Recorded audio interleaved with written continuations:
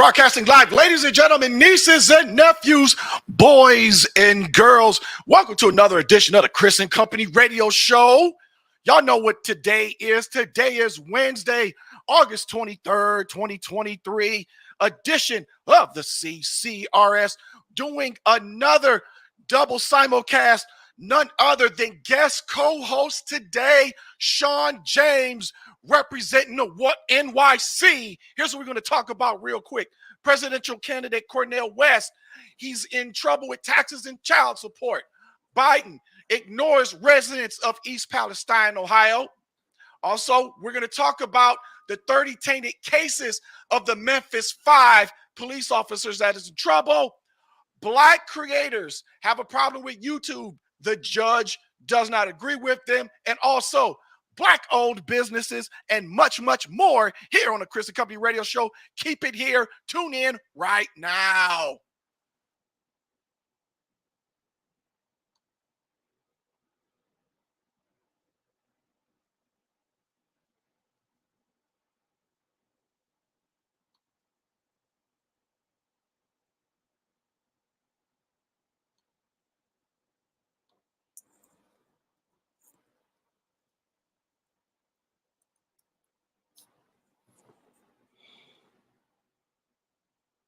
Okay.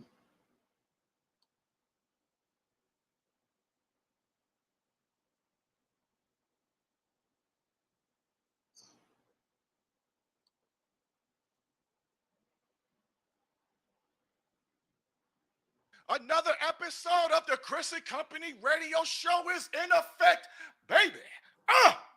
None other than myself, the esteemed colleague, friend, and member of the company, none other than Mr. Shawn James from the NYC. How are you, sir?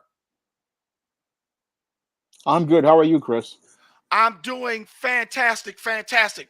I know what I'm going to have to do. As soon as the music goes off, I'm going to have to turn you up. All right. All right. So, and if you can do anything on your end to turn up the volume, we should be good to go. Volume's good on my side. I can really hear you clearly. I know my levels are going to be coming in crazy loud, but that's okay. I know how to make adjustments. How are you today, man? How's it going?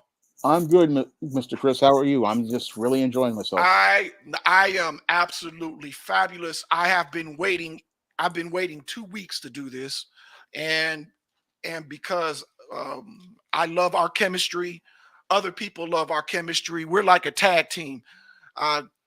I would think of us maybe like Doom from WCW. Remember them? Yeah, I remember Ron Simmons and Butch Reed. I think they're the greatest black tag team of all time. Yeah, they were the first black tag team to have belts, and then Ron Simmons was the first to be the world champion. They're not the first. Oh, believe it or not, Rocky Johnson and Tony Atlas in the WWF were the first black tag team champions. Oh, you didn't know that? No, I didn't know that. I don't go back that far. I go back as far as the 80s and the 90s. Oh, yeah. Yeah, Rocky Johnson, the Rock's father, and Tony Atlas. They were the first tag team, the black tag team champions. Just as for it's a quick side note. Also, speaking about that, giving a shout out to Alfred Kanawa of Pro Wrestling Bits. Go check him out on YouTube. He was a guest last week, and he talked about what's going on in the wrestling circles, and he really goes into depth of black wrestlers. So go check him out, Alfred Kanawa of Pro Wrestling Bits. So without further ado, let's get into the news. First story. Green Party candidate Cornel West owes more than $500,000 in taxes and child support. Philosopher and presidential Green Party candidate Cornel West currently owes more than $500,000 between unpaid taxes and child support, according to tax records. Records show West owes nearly $466,000 in federal income taxes from 2013 until 2017. This came after he accrued and later repaid a debt of nearly $725,000 from 1998 to 2005. and more than $34,000 in 2008, according to tax records in Mercer County, New Jersey, where he owns a home. Additionally, West has an outstanding child support judgment for $49,500 from 2003 records show. The debts were first reported by the Daily Beast. The tax debts have not been paid off as of 30 days ago. The last available data came out according to Mercer County records.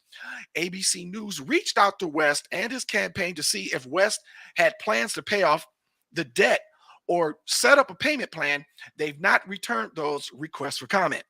The outstanding child support payment is owed to Atul Gurtis, his former partner and mother of one of his children. ABC News was unable to reach Gurtis for comment. While it is not clear how long West did not pay child support, New Jersey family lawyer Kathleen Stockton said that the amount of money appears to be substantial. The average U.S. child support obligation is about $5,800 a year, according to census data, making West's nearly $50,000 more than 8 times that.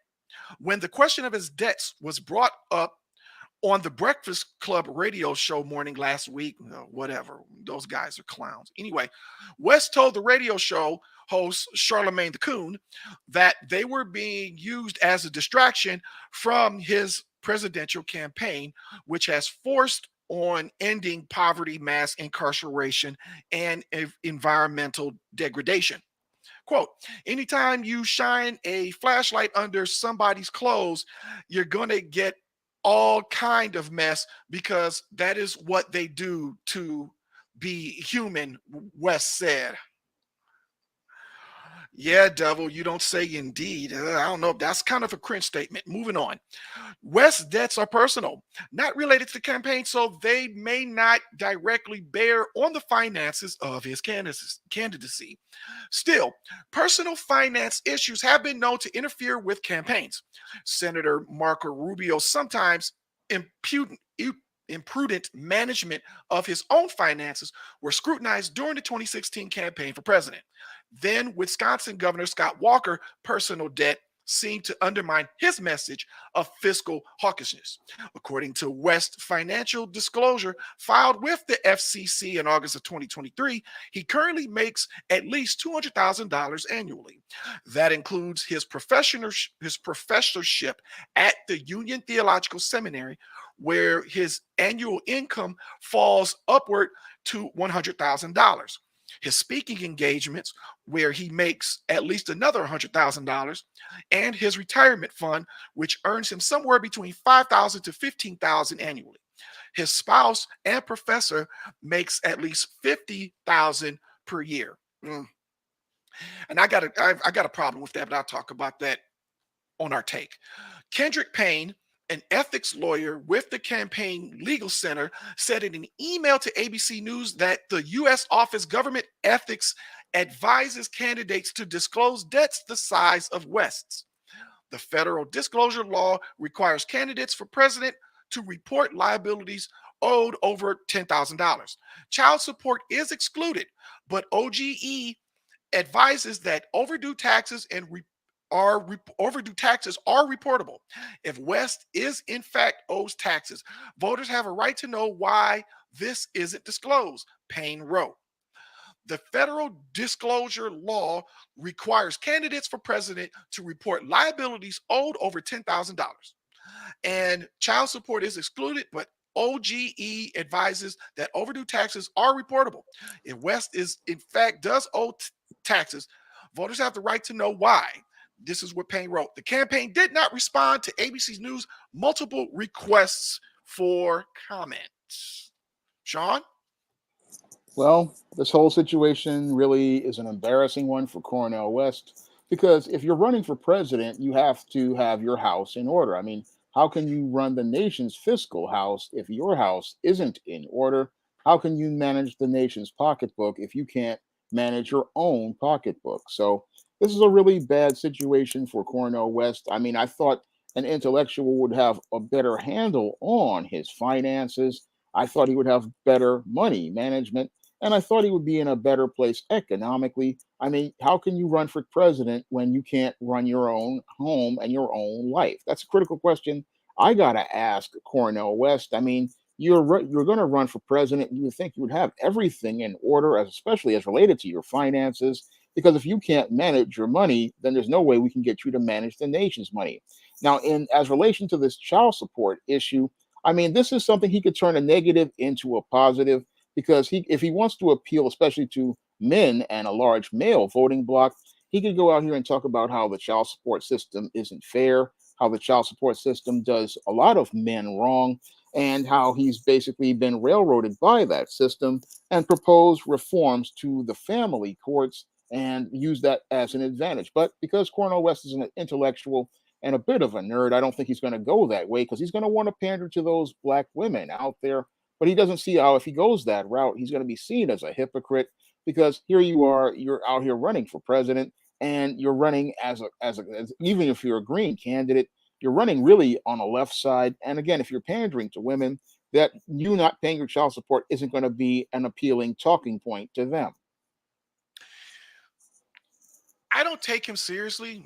I don't take him seriously in the realm of president. I don't see him as president, but I didn't see Trump as president either. Anyway, with that being said, I don't take him seriously.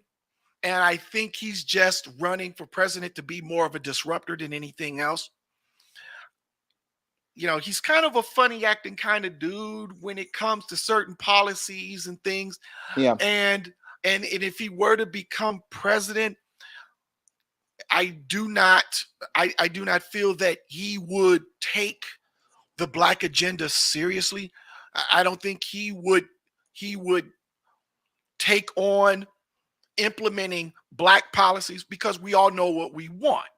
We want reparations, and we want an anti-black hate crime bill. Those two things are paramount. Those two things are what we as the black voting body politic are demanding. And so Cornell West does not strike me that he's going to be that kind of guy. And and Jason Black brought up something very intriguing, that Cornell West is involved with a non-black woman. And that plays a part into it too, because that woman can have an influence on his thinking.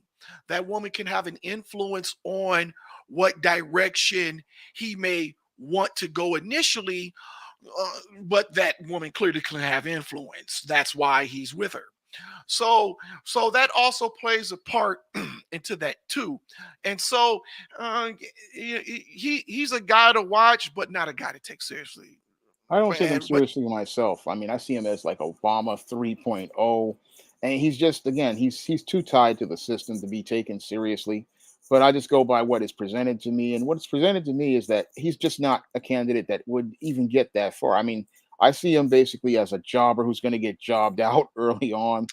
I don't see him as a serious contender. yeah, I agree. I definitely concur. At this time, we are going to go into a break here on the Chris and Company radio show. It's crazy because I'm trying to find, but there it is. At this time, gonna go into a break here on the Chris and Company radio show.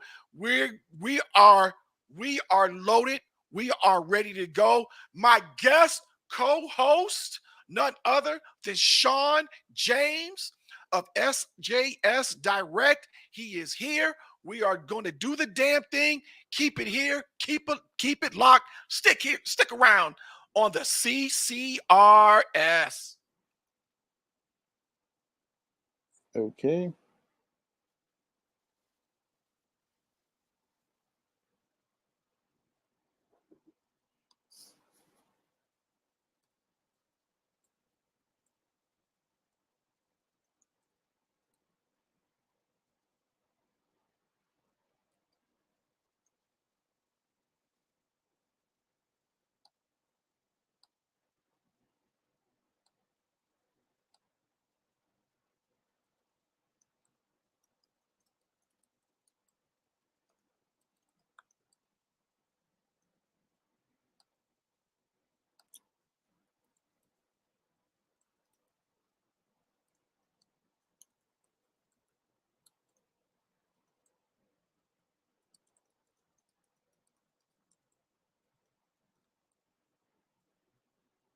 Okay, this is a live simulcast, so we're on the Chris and Company radio show, everybody.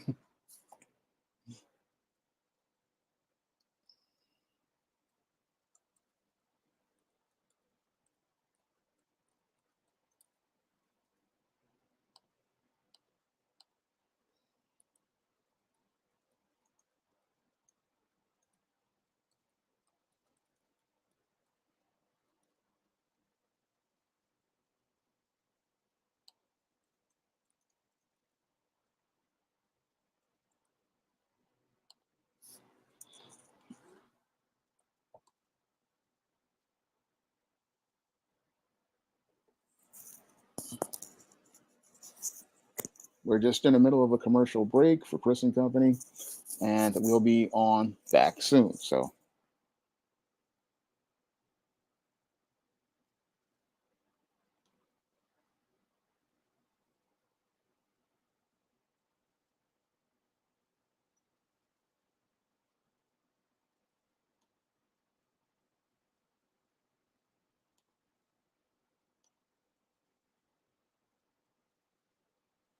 what's going on, Black Spider? Glad to see you here. We are on live and in the middle of a commercial break right now, but we'll be back on in a minute.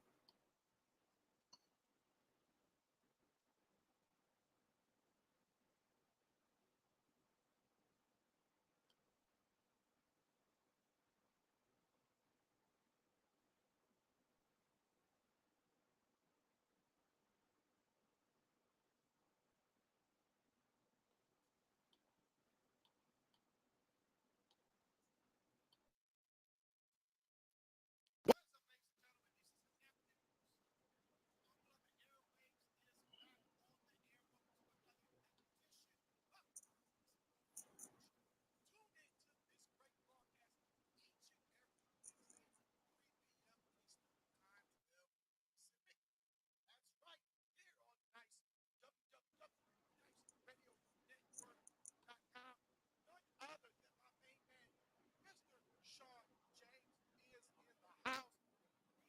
He is my special guest co-host, and maybe it's just me. Maybe no, maybe I don't know all the time of what I'm talking about. I don't know. But it's nice. It's nice to have two heads better than one, and this is one of those broadcasts today. Shawn, what's going on, man? Shawn, can you hear me now? Shawn, you can unmute yourself. I don't even think you can. Shawn, yeah? Wait a minute. For some reason, I can't hear you. I don't know what it is. Well, as Shawn, so as Shawn pointed out, let's go into another story that we're going to be talking about today. And that is, Shawn, you there? Shawn, are you there? I don't know, for some reason you can't hear me. We have some technical issue here. Shawn, are you there? Yeah, I'm here. I just can't hear you. Oh, you can't hear me. You got to turn it up. Oh, let's see. I've got it turned up here on my end. So let's see here. So my levels are coming in. Let's see. Let's see. My Now I levels can hear coming. you. Oh, now you can hear me? Yeah, now I can hear you. Oh, okay. All right. Just all right. So, all right. With that little hiccup, let's get with the next story. Let's get with the next news story. President Biden has ignored Ohio's pleas for help. His response to Palestine is inexcusable. We all remember the harrowing image of a mushroom cloud over East Palestine. An explosive train derailment destroyed a small Ohio town and captured the nation's attention. It's difficult to fathom how a singular event could upend the daily lives of thousands of fellow Americans. Hundreds and tons of chemicals polluted the ground they walked, the water they drank, and the air they breathed. The disaster created new certainties for everyone nearby in its vicinity. Just more than 6 months have passed now since the disaster. By all accounts, our country and political class have forgotten. Pleas of Palestine, Ohio, have been ignored. Sometimes leadership is as simple as showing up. When a disaster decimates an American community, the commander in chief should always expect it to assure the suffering in person that the entire nation is behind them. Weeks ago, Governor Mike DeWine of Ohio requested a major disaster declaration from the president. The Biden administration has ignored Ohio's plea for help. This is inexcusable. A disaster declaration could guarantee deliveries of resources the community needs to save itself. Cleanup efforts overseen by Biden's Environmental Protection Agency, or the EPA, officials have also been woefully inadequate. 6 months after the disaster, the removal of contaminants remains an ongoing project.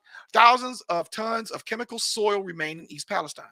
Despite the federal government's vast resources, it appears to be woefully incapable of monitoring the long term health impacts of the chemical spills.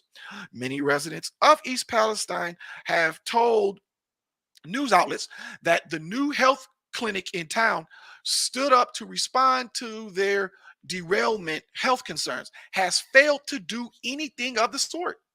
What residents want and deserve is meaningful health monitoring. If their health is normal, they deserve that peace of mind. If God forbid they feel sick, they deserve a diagnosis so that they can receive the treatment they needed.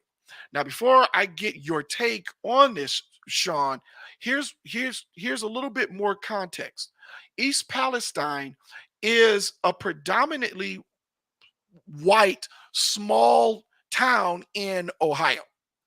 And this is a case, this is a case where white supremacy also has no problem destroying white people as long as their agenda is met.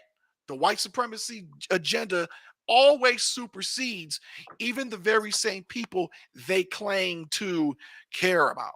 And so, what do you think on that? Well, this is looking like a pattern of incompetence on the Biden administration because as we've gotten this whole situation in Ohio that's been ignored, which was came before this whole migrant crisis, it just shows me that Joe Biden really doesn't care about America. I mean, I remember back in 2000, I think about 6 or 7 or so, when Hurricane Katrina was going on, and everybody was yelling at George W. Bush as the way he mishandled Hurricane Katrina. And they really got upset because the FEMA director he picked was a crony who was used to handling horses. I think his name was Michael Brown at the time. And everybody got mad at George W. Bush about his just way of he mishandled Katrina, which led to the deaths of hundreds of people. But they don't want to say a thing about Joker Joe here as related to what happened in Ohio. I mean, what happened in Ohio really, again, here we have a chemical disaster. I mean, this is a chemical disaster, and we need to call it what it is. And the Transportation Secretary, Pete Buttigieg, is just as incompetent as Michael Brown, but nobody's really calling him out the way they called out Michael Brown back when Hurricane Katrina was going on. I mean, nobody's calling out Pete Buttigieg as related to the train derailment and the mismanagement of the railways. Here we have a transportation secretary who's just as incompetent as Michael Brown, and he's getting a pass. And everything as related to this whole situation, again, shows the just complete indifference of the Biden administration to the American people. And that indifference really is very troubling because Joe Biden is more focused on things going on with Ukraine rather than things going on here in America. And you would think a president that we elected would be more focused on us. But what's more troubling to me is the fact that we, the people, aren't really holding Joe Biden to that standard we held George W. Bush to as related to mismanaging the situation. No, many on the left want to give Joe Biden a pass while this town is dealing with all of the impact of the pollution from these chemicals, the health issues as related to these chemicals. I mean, there's been no visit to anywhere as related to this area, and all of the chemicals that have basically infected this area, or anything focused on allocating money for studies of long term research, or anything as related to getting people medical help. And it just shows how callous the Biden administration is to American citizens. I mean, I don't know what's more callous here, the way American citizens are treated here in the situation, or the just way that they have basically messed up things as related to migrants here in New York City and many other blue cities. But when I look at this whole situation, it shows me a president who doesn't care, and a clear double standard on how America perceives these presidents. Because again, if this were George W. Bush, it would be all over the media with him being painted as a villain. But I hear nothing but silence from everybody in the mainstream media as related to this story. And I see nothing but silence as related to criticizing this president, as related to mismanaging yet another situation. I mean, this is like the third or fourth failure for this president, but all they do is give him a pass and stay silent on the whole matter. Can you imagine? Could you imagine the firing squad, the social media firing squad? Had this been Trump or Bush or even H.W. Bush, I'm just naming all of the Republican uh, presidents of this era. Do you know they would have been crucified? Yeah, And East Palestine is a predominantly white small town in Ohio. Are you kidding me? They would get crucified. Fox, well, Fox would cover them, but MSNBC and CNN, oh, they would take them to the barbecue. Am I correct? yeah, they would. It's just amazing. It's just amazing the the sub narratives, right? The sub narratives of a Democratic president and the sub narratives of a Republican president. Had, like you said, Sean, you took the words out of my mouth. Had this been Bush or Trump when this happened, they would have been crucified. They would have been taken to the barbecue, put on the plate, back on the barbecue again, and then served up to the media and social media. It's just the double standard is stifling. It is absolutely, positively stifling. You can't make this stuff up. You simply cannot. At this time, we're going to go into a quick break. Sean, don't forget to mute. We're going to do some quick promo ads, and then we're going to get right back on the air. Keep it here. Special guest co-host Sean James here in studio. You are listening to the Chris and Company radio show. Be right back after a few shakes. All right.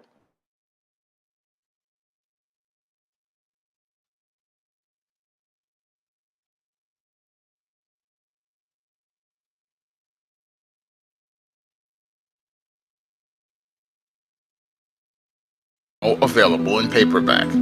From the author of the critically acclaimed book The Man Crisis comes The Woman Crisis. Learn why so many women have become lost in their quest to have it all in The Woman Crisis. Get your copy of The Woman Crisis in paperback at Amazon.com and online booksellers today.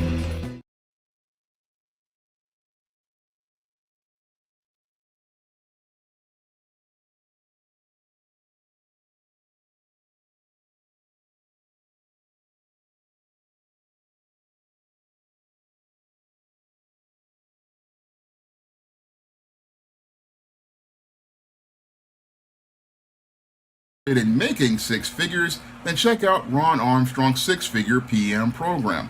In just 6 short weeks, you'll be trained to become a digital project manager where you'll learn to build websites, apps, social media campaigns, and digital games. Best of all, you'll be the boss and manage your own team. No coding experience is required, and once you complete the program, you'll receive help in finding your first six-figure job. The fee for the program is extremely affordable, so check it out now at www.thesixfigurepm.com. Classes are starting soon, so you want to enroll as soon as possible.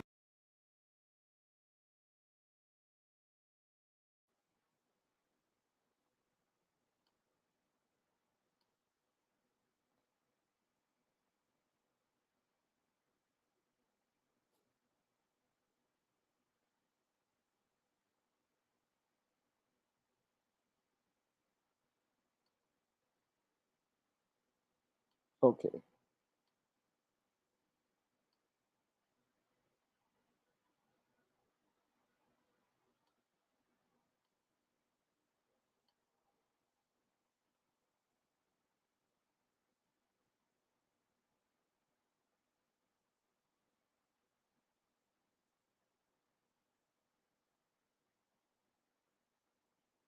Yeah, we're on live. Nice radio. Well, okay. You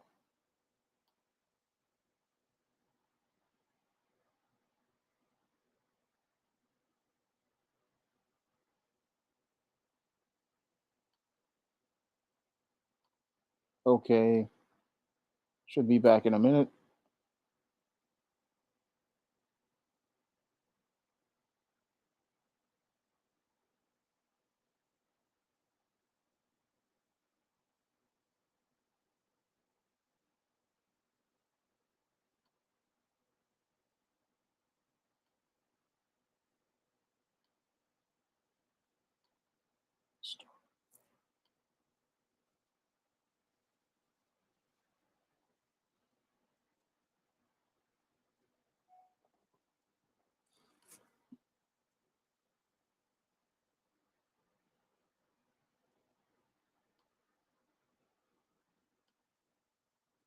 Available in paperback and e-readers. ISIS, All About the Goddess. The Goddess Next Door bears all in the art studio to catch a campus stalker in this action-packed ISIS series mystery.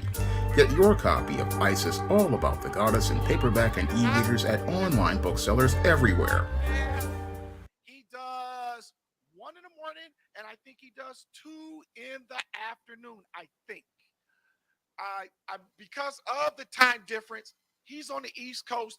I'm on the West Coast. Shawn could go into a little bit more detail with that. So I just Shawn, when Yeah, I'm can here. we catch you on your YouTube broadcast? When can they catch me? Yes. Mhm. Well, on the weekdays, you can catch me on my YouTube. I'm usually doing video premieres at 12 o'clock and 8 o'clock every day. So that's when you guys can catch me. And you can catch me on a live stream at 11:15 every Friday.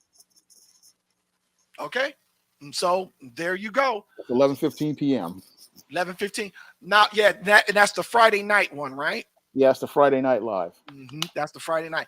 And on the excuse me, on the West Coast, that would be 8:15. Yeah. Yep. So on the West Coast, 8:15. On the East Coast, that'd be 11:15 every Friday on Shawn's broadcast. So once again, moving on. Now, everybody knows that listen to this broadcast. I've been following the Tyree Nichols murder because that's exactly what it was. And so there's some new information coming out just a few days ago talking about the Tyree Nichols case. So the Tennessee District Attorney drops more than 30 tainted cases involving former cops accused in Tyree Nichols' killing by Atlanta Black Star. Shelby County District Attorney Stephen J. Mulry announced that his office has dropped more than 30 cases involving the 5 police officers charged with killing Tyree Nichols.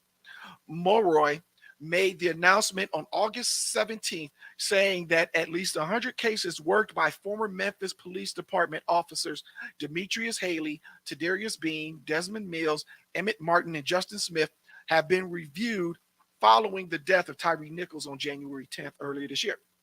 Nichols died from blunt force trauma after being detained and beaten by officers at a traffic stop in Memphis January 7th, as shown in a video released publicly. And oh, by the way, Tyree Nichols was literally less than 100 feet from his mother's house. Moving on. The five men were charged with second degree murder. They should be charged with first. The ex MPD officers were also charged with aggravated assault, aggravated kidnapping, and official misconduct. I don't know. I don't understand the aggravated kidnapping. It's a little bit retarded, but that's just they're just trying to find anything to stick on those clowns. Moving on, Mulroy said that at least 30 cases worked by the former officers were being dropped following the review. At least 10 more cases resulted in reduced charges. According to ABC 24 Memphis News, News Memphis, the cases dropped were arrests made by the officers while they were working for MPD's Scorpion unit. The the outlet claimed that Mulroy's decision would result in dozens of bad guys going free, quote unquote. The former NPD officers were five of the 40-member, now disbanded Scorpion unit. Scorpion stood for Street Crimes Operation to Restore Peace in Our Neighborhoods before disbanding on January 28th. You know what Scorpion also should stand for, Shawn? What? DICK, because that's what those officers were, what they did to that young man. Moving on. The unit was widely criticized for failing in its mission to reduce the city's assault, homicide, and robbery rates, and instead used aggressive tactics that resulted in escalated violence. The unit made 566 arrests before being deactivated and was accused of working without adequate oversight while harassing minority communities. Attorney Claiborne Ferguson represents several clients whose cases were dropped and noted that the majority of them were victims of excessive force by the Scorpion unit. Ferguson went on to say that many victims would not get justice as a result of the dropped cases, while blaming the five officers for dismissals. Nichols was struck with a taser, pepper sprayed, and violently beaten to death by the five ex-cops during the traffic stop murder. The officers claim that he was driving recklessly, which they have yet to prove. Ex-officer Preston Hemphill, that's the punk-ass white boy cop that ran away when his butt was put on the line, arrived after the beating, was terminated from MPD from his involvement in Tyree's death. A lawsuit filed after Nichols' death called the beating a modern-day lynch job. A judge will hear motions from the defendants to have their cases tried separately on September 15th. And another thing, too, Tyree Nichols' mother said in court that the police officers, the five coon cops that killed her son, wasn't even man enough to look her in the eye. Shawn? Well, when I look at this whole Tyree Nichols situation, it's sort of like a can of worms. I mean, you think when you open the can, it's bad, but it's a whole lot worse. And what it shows me is that this aggressive approach to policing really doesn't work, because the Scorpion unit, which was designed to really just terrorize Black people, because it was a terrorist group that was out here who was all about terrorizing Black people, this kind of approach really doesn't stop crime, and all it does is make people where people just don't trust the police. So that's one of what we're seeing as related to this whole approach. And what's even worse is we see that their whole approach is filled with corruption, because for all of these cases to wind up getting kicked out of court shows us that, again, this was not about fighting crime. It was all about trying to terrorize and intimidate people. And it was also all about trying to bluster their numbers for arrests by making false cases.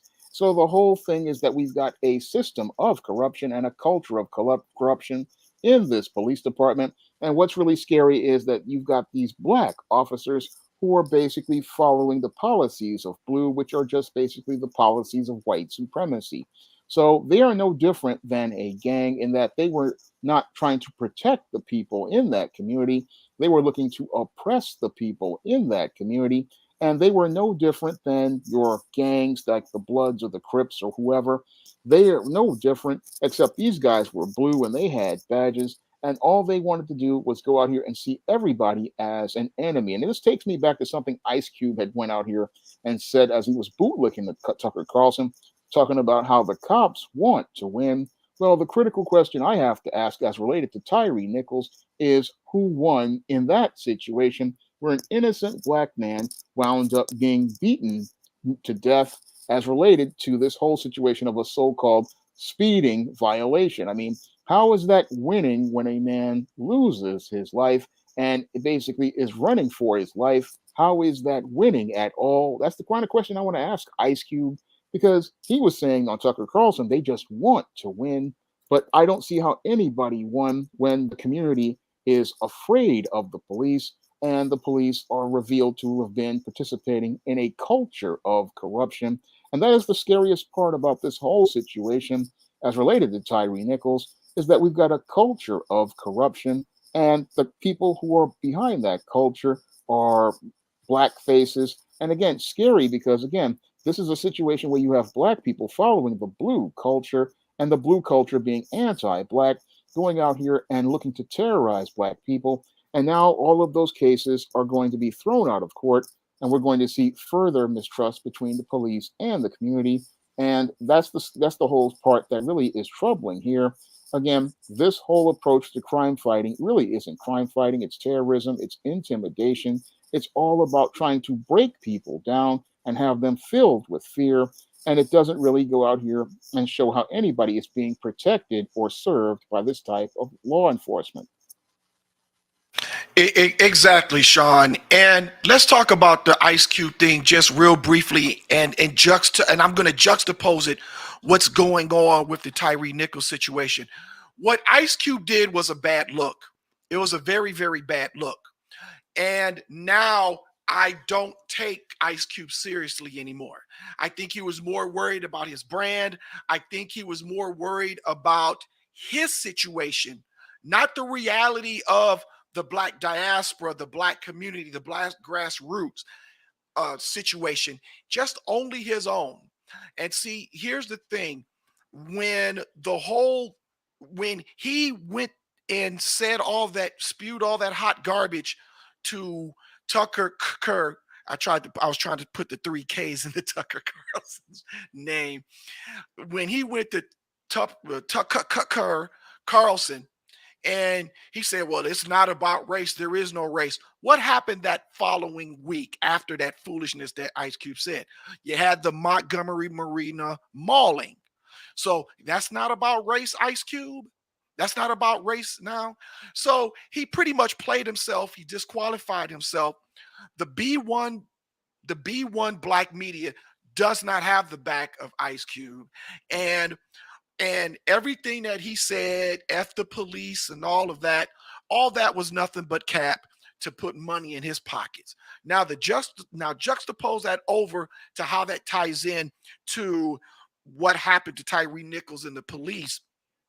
Those so-called police felt that they were they felt like they were better than the average black person in the neighborhood because they went to college and they were some part of some punk ass fraternity, and to turn out that they're worse than gutter Negroes. I don't like saying that word, and I'm not going to do it in this context.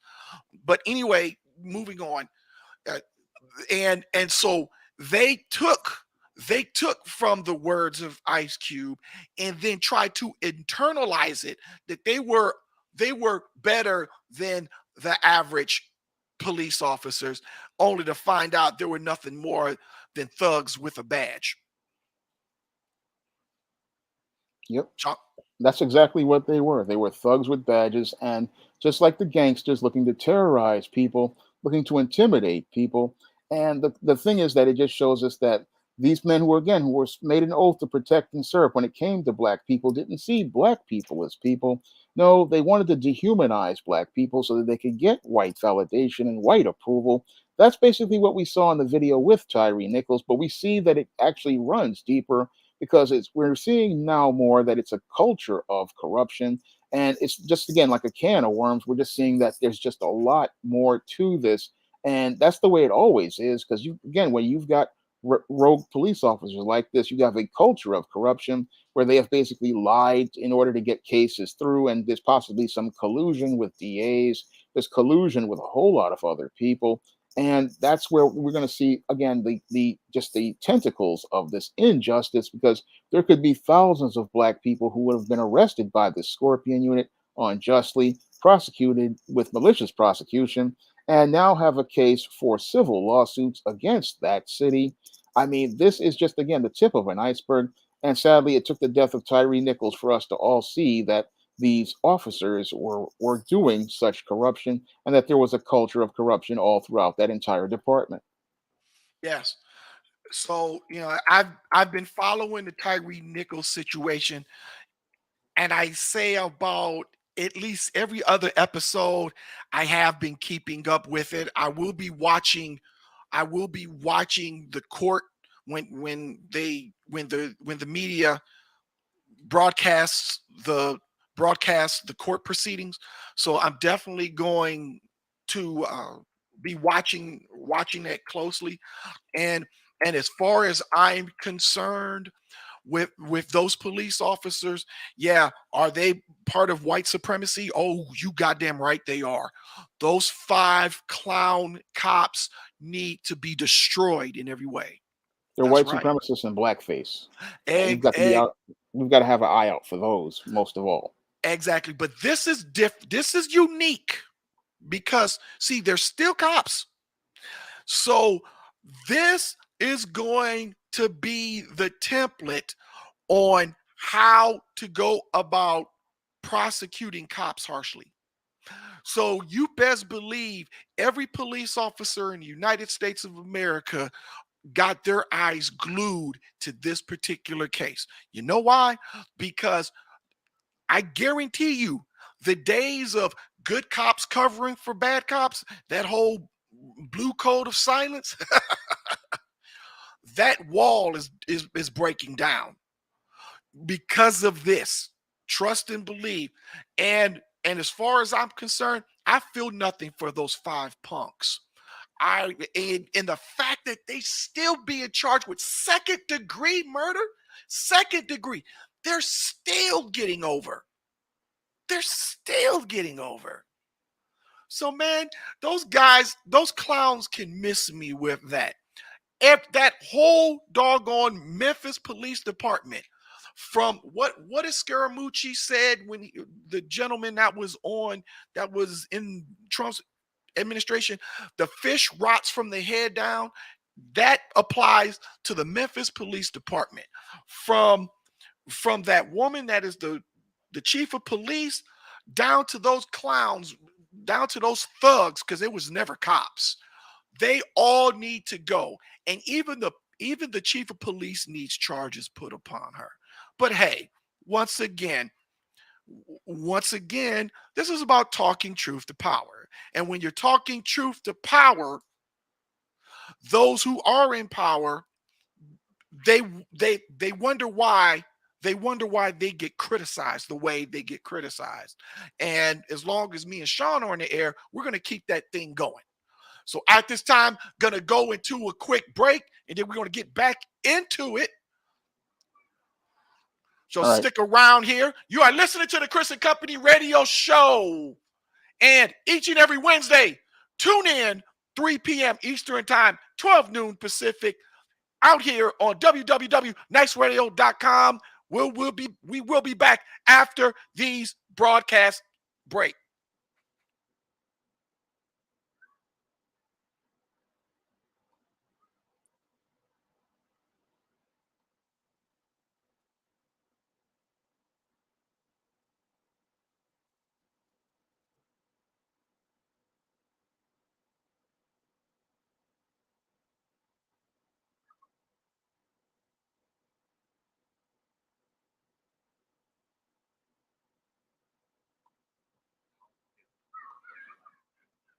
Available for the first time in paperback. Stop simping in the workplace. Men, learn what you need to know in order to protect your job from workplace predators with Stop Simping in the Workplace. Available in paperback at online booksellers everywhere.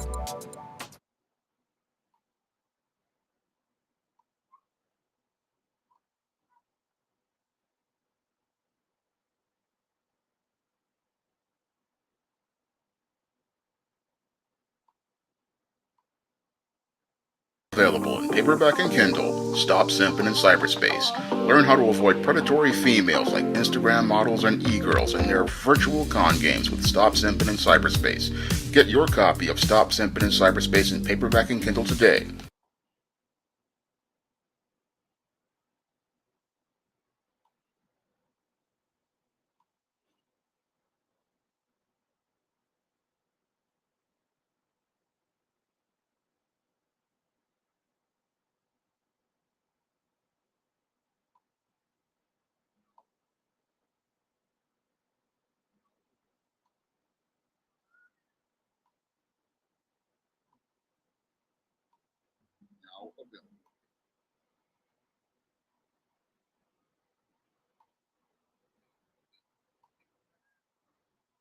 Available in paperback and Kindle.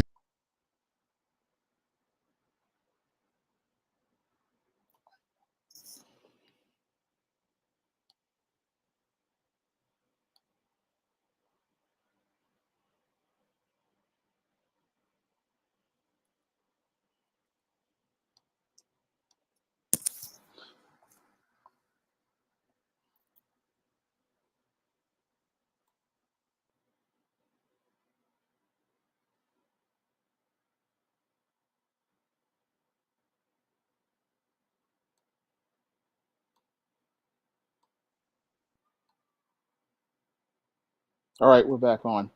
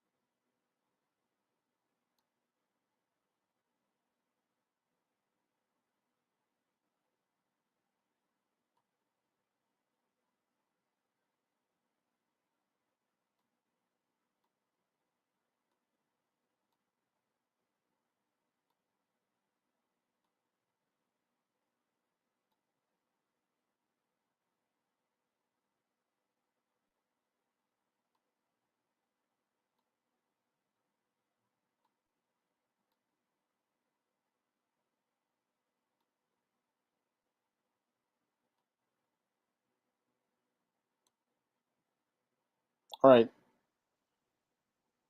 your mic is muted, I think, on your end.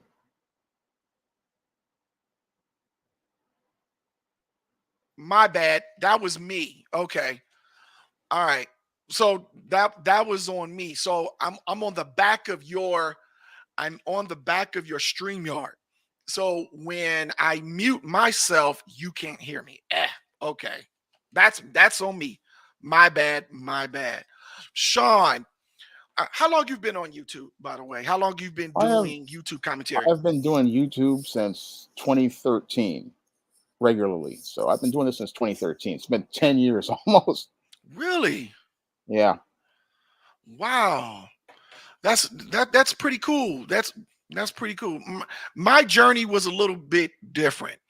So I started Chris and Company. I started Chris and Company in 2009, August of 2009, and I had some issues. I had some tech issues when I first did it because I had a studio. I had an in studio that was set up like this, what I'm currently broadcasting on right now. The problem was I was doing it through the Windows Media Player. So when I was doing it through the Windows Media Player, I would have to manually send out these long ass links to people in order to listen into the show. And so it was a bit trying at times. So then I switched over to Blog Talk Radio, and I stayed on Blog Talk Radio from 2009 to 2011, and because it took that long to really get my in studio really up and running and ready. And so when I was on Blog Talk Radio, I did that while I was getting the studio ready, and then I left, and then I came over, and my original website was chrisandcompany.com. I don't think it exists anymore, but that was the domain name. And so then came 2014. I took a break. My mother had passed away, and so with the passing of my mother, dealing with her affairs, I was off the air for 2014 and 2015. Then 2016, let me get this right. VoiceItRadio.com in Cleveland had asked me, "Hey, would you like to fill in for some of the radio personalities when when they're not on the air?" So I did that, and then I got back slowly into it. Then I did the Cleveland Sports Roundtable in 2016. Then 2017, I started the experience with my co-host then Sandy Scott. Me and Sandy Scott did the experience for for a year for a year and a couple of months. And during that time, we became the most listened internet radio show in all of Cleveland. So much so we had got interviews off of a couple of news stations, local news stations in Cleveland. And then I moved out here to Arizona 2018 and restarted up the Chris and Company radio show January of this year. And I had to make sure that it was bigger, better, blacker, a lot more tech savvy, a lot more interchangeable parts as far as software and equipment. And here we are. So that's my journey, Shawn. Well, it's a long way. You came a long way. Well, yeah. And here's the thing. I could have came back sooner, but I did not want to go through YouTube's BS. I didn't want to go through Facebook and Twitter's BS on how to broadcast, what you can say, what you can't say, this and that and the other. So I wanted to make sure that I was broadcasting through my www.niceradionetwork.com because of what's going on right now. And and I would like to get your take on the Fresh and Fit situation because, you know, I think you had a lot more to say than what you said when you brought those guys up. And you will love what I got to say about those clowns. But but with that being said, I always feel that that if you're going to talk a certain way that potentially could rub people the wrong way, you better have your own platform. When you're talking on when you're saying what I'm saying, say on a platform like YouTube, you got to remind yourself you're still on a white supremacist website. You're on a white supremacist platform. And talking black empowerment counteracts what they want on their website. And people have really got to understand it, including us content creators. You don't believe me? Check this story out. Black video creators said YouTube unjustly restrict their content. A judge disagreed. Federal judge decision has led to the dismissal of a class action lawsuit accusing YouTube of restricting or removing videos from Black and Latino content creators. Judge Vince Chabri, I'm chopping up his name, but so damn what? Judge Vince Chabria of the U.S. District Court for the Northern District of California ruled that YouTube's algorithm can be biased against users based on race. That's right, devil. You don't say indeed. The suit's 9 black plaintiffs do not come close to suggesting that they were victims of discrimination according to writers. That's right. The devil, excuse me, devil.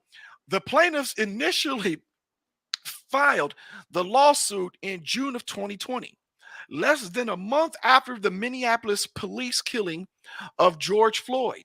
They revised the lawsuit 5 times before Chabria dismissed the case with prejudice this past Thursday, preventing it from being filed again. You can't make this stuff up. According to the plaintiffs, YouTube, owned by Alphabet's Google, violated a legal responsibility under its terms of service to offer race neutral content moderation by placing more limitations on their videos than on similarly submitted videos from white contributors. The judge, however, asserted that YouTube did not claim that its algorithm was perfect. Rather, it just stated that it would not treat individuals differently depending on their identities. Clearly a walking contradiction in terms, Mr. Shawn. Let's keep going. He added that the plaintiffs relied on an inadequate sample of videos, some of which harmed their argument. Chabria gave YouTube's prohibition of one of the plaintiffs' makeup tutorial on achieving Donald Trump's distinctive look as an example, claiming it could reflect a plaintiff bringing up the Ku Klux Klan and referring to lighter makeup colors as symbols of white supremacy.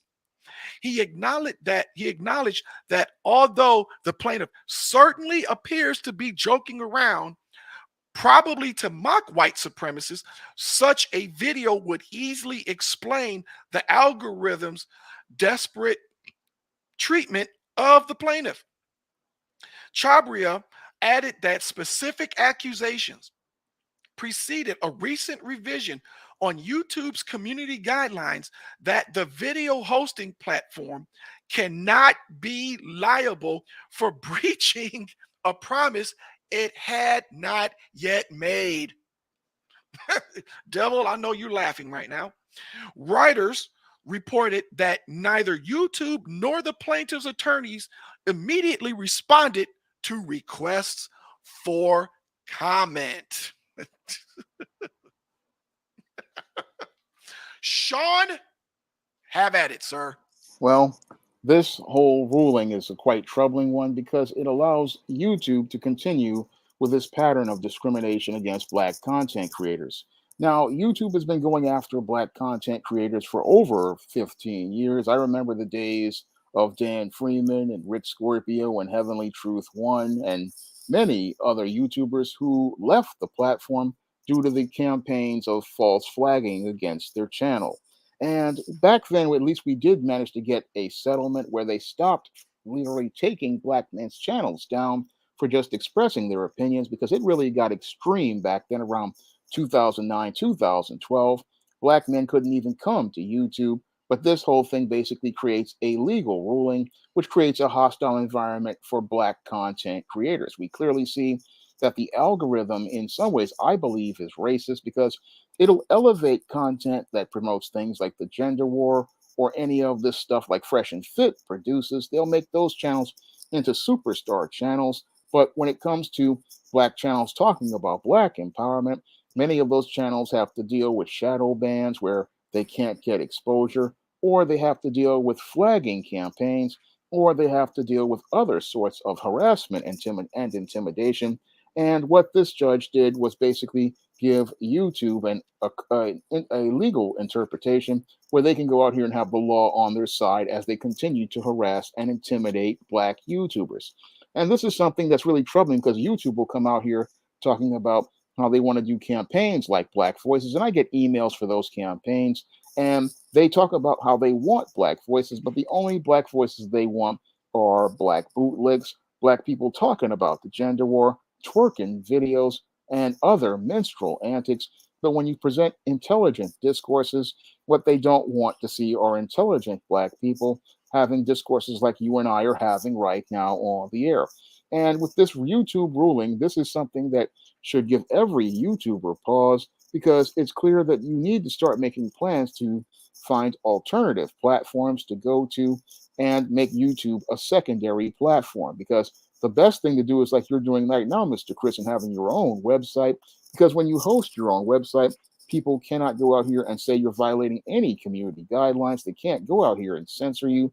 They can't go out here and take your stuff down because when you own the site, you control the content and you control the narrative of the content.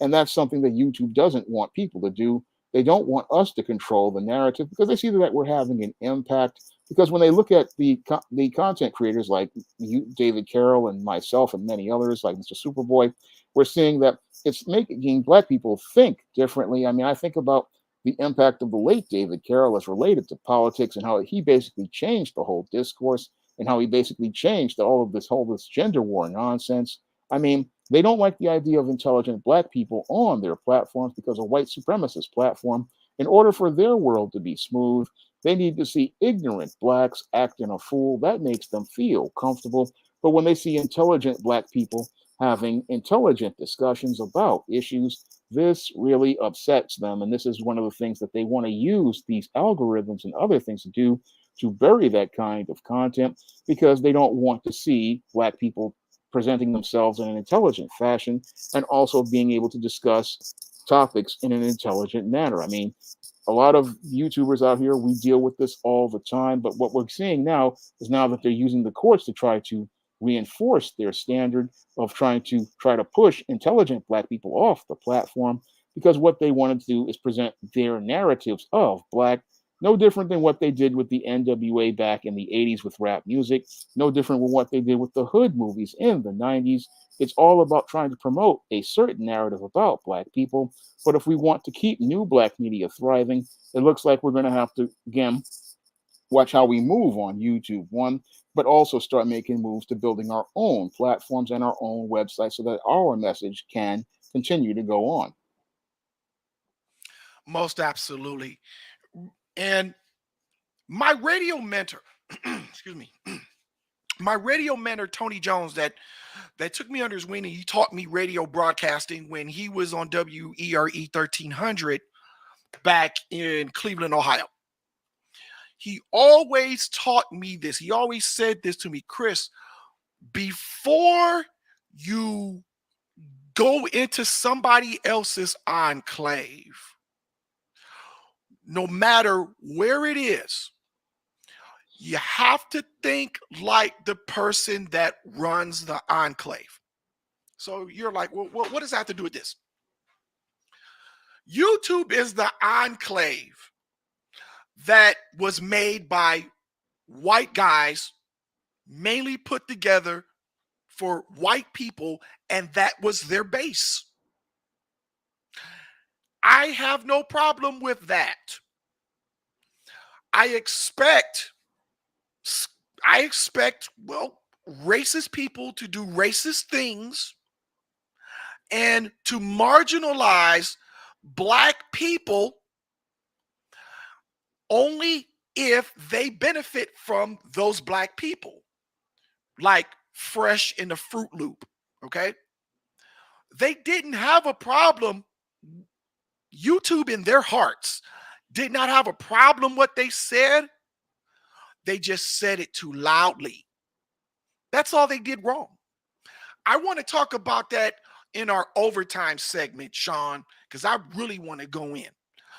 So my radio mentor always said, Chris, you got to think about things from the vantage point of the owner. And I started doing that. And this is the thing why I'm not on YouTube. I have a YouTube channel, there's nothing on it. I don't know how to load content on it all like that. I'm kind of learning, but it's not a priority, as you can tell.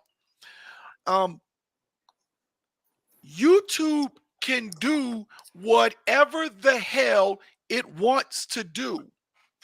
That's and that's what all black content creators have to understand it. Professor Black Truth, Jason Black, Tariq Nasheed, you, Mr. Superboy, Tori and Rain. Me and Tori and Rain, we're going to be working out doing a collaboration sometime in October. Guys, check that out too. So that's going to be pretty cool. At the same time, though, this is YouTube's, and they want our influence, but they don't want us, right? When it comes to the algorithm, you've got, if you have a white man who has a racist, biased view of black people, and he is making codes and he is programming codes and content into that algorithm is going to be of the image of that white racist man who put it together. This is why www.niceradionetwork.com exists, because I can't be bossed, I can't be bought, I refuse to be compromised. And guess, folks, getting a website is not cheap.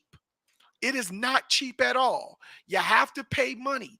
You get, not only you got to pay someone to put the content up, but then you got to pay someone to maintain the content on your website.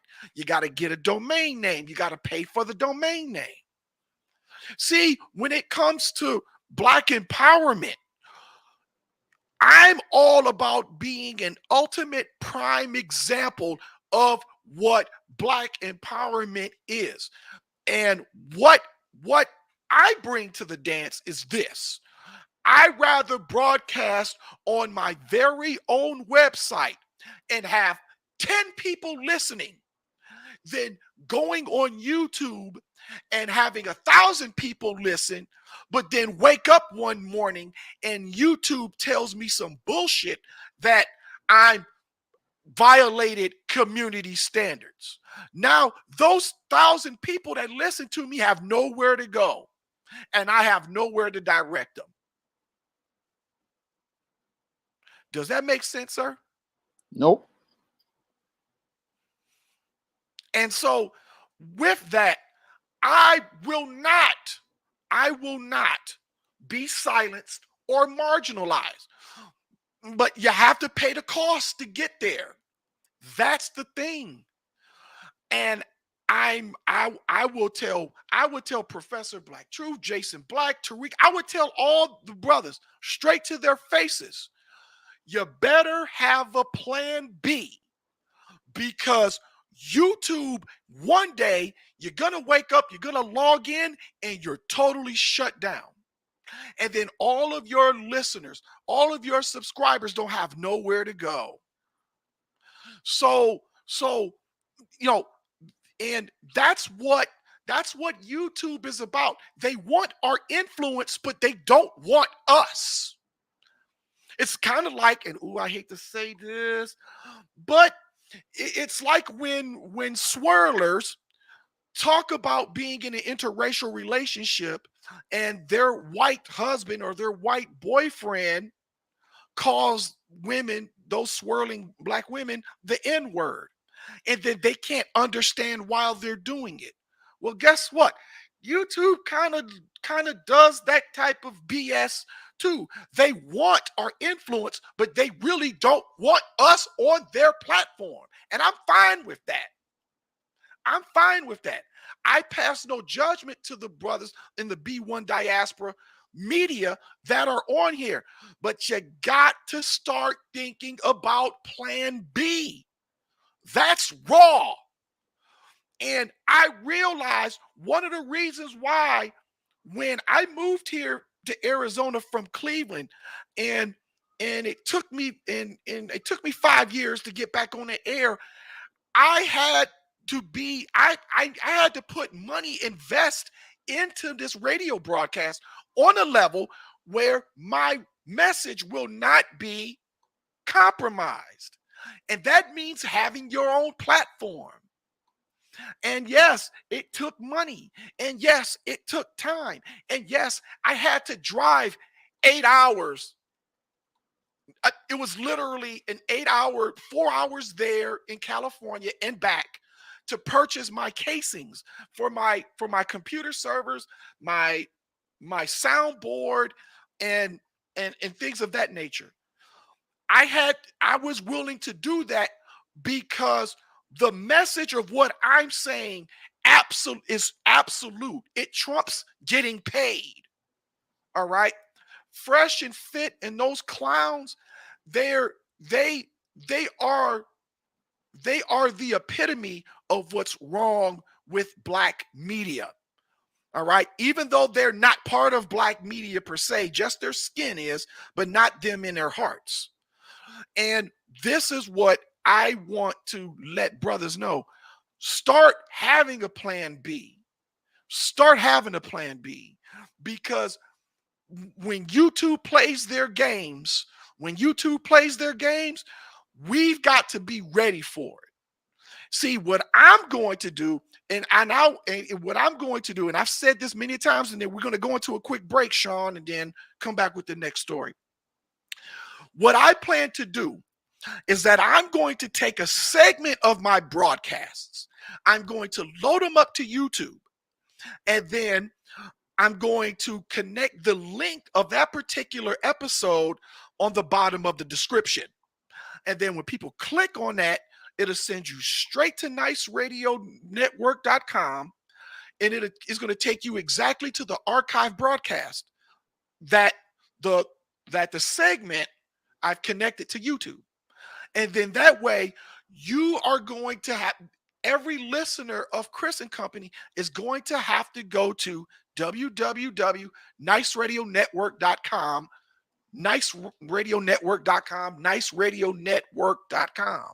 You're going to have to listen to the entirety there. See, that way, I'm the pimp, YouTube is my prostitute, and that's how I'm going to play them. And that's what I would like for you, Shawn, and all other black content creators to kind of start doing. And if you are a person out there that is down with the B1 Black media and you want to broadcast from your website, hey, you can email me at chris at niceradioproductions.com, and I can hook you up with people who can get that ready for you, because YouTube is going to shut down black media at some point. They're either going to shut down the B1 Black media, or they're going to marginalize it so bad that even when you have, like, say 10,000 subscribers or 10,000 members, they're going to suppress the numbers, allowing more people to be members on your YouTube, Shawn. Do you agree with that? Disagree? Your thoughts? Well, I think they were already seeing them do that with the shadow bans, where if you don't produce a certain kind of content, you really cannot get up in the algorithm. I mean, anybody talking about black empowerment, they know that it's a hard road getting content viewed. I mean, I've had to deal with a major slump for the last year as related to views and subscribers.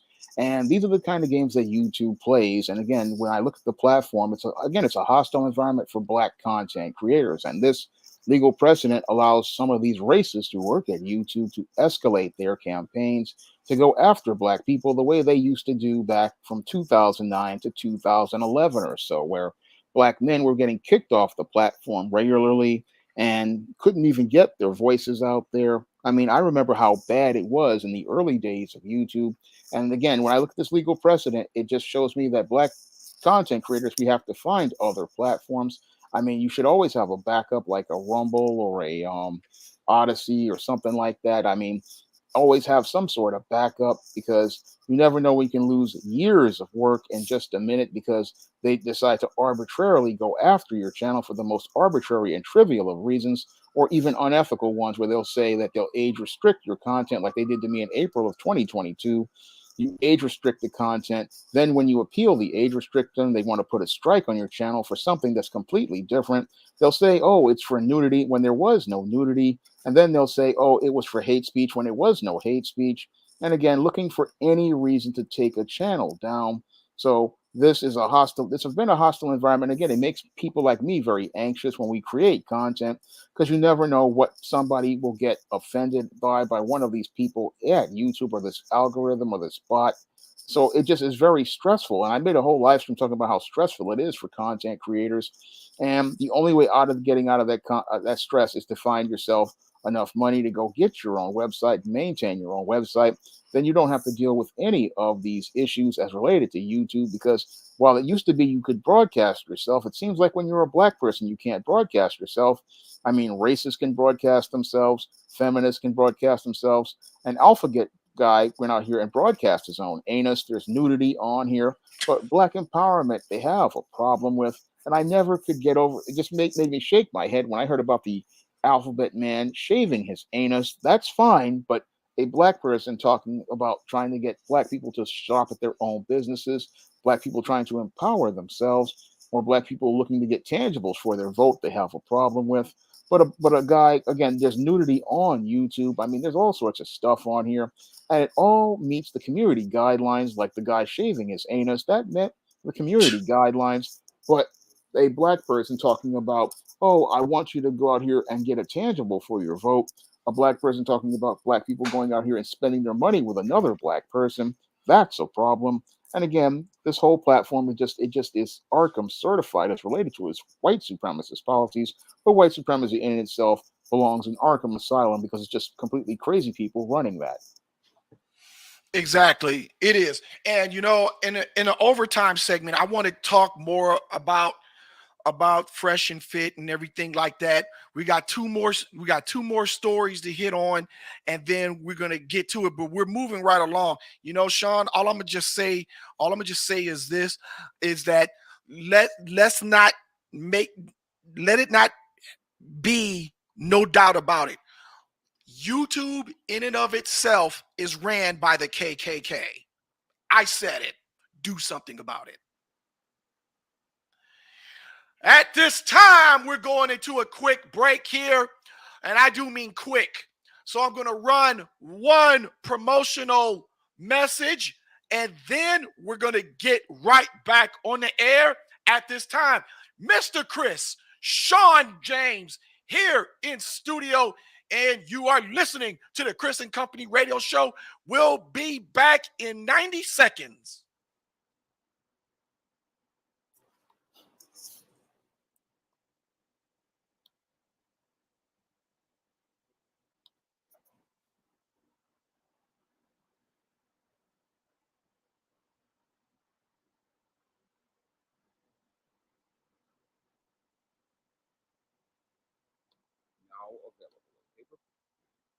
In paperback and Kindle, All About Marilyn. Learn all about the struggles of a faded former teen sitcom star in this absolutely fabulous 5-star screenplay. Get All About Marilyn in paperback and Kindle on Amazon.com today.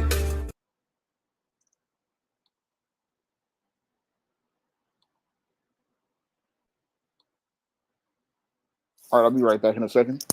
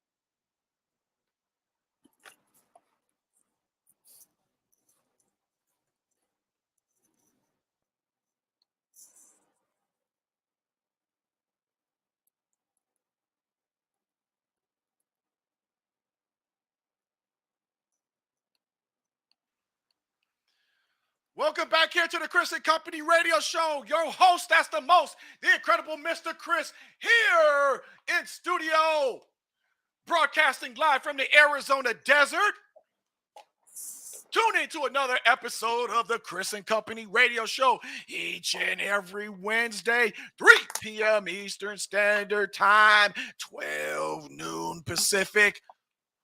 The 8/30/23 episode of the CCRS will be on deck and will be live and in effect none other than my main man, Mr. Shawn James. Shawn, talk to me, baby. I'm good, Chris. How are you? I'm doing absolutely fantastic. And I just want to give a shout out. I want to give a shout out to some of your listeners that's listening to right now. Computer Robots, the Head Ninja. Let's see here. S Represent. Let's see here. D Wood 78. Thank you guys for tuning in to this dual broadcast. And without you, there is no us. So you listening to Shawn and we sharing our broadcast podiums right now. David Bowman, good afternoon. It's very, very important.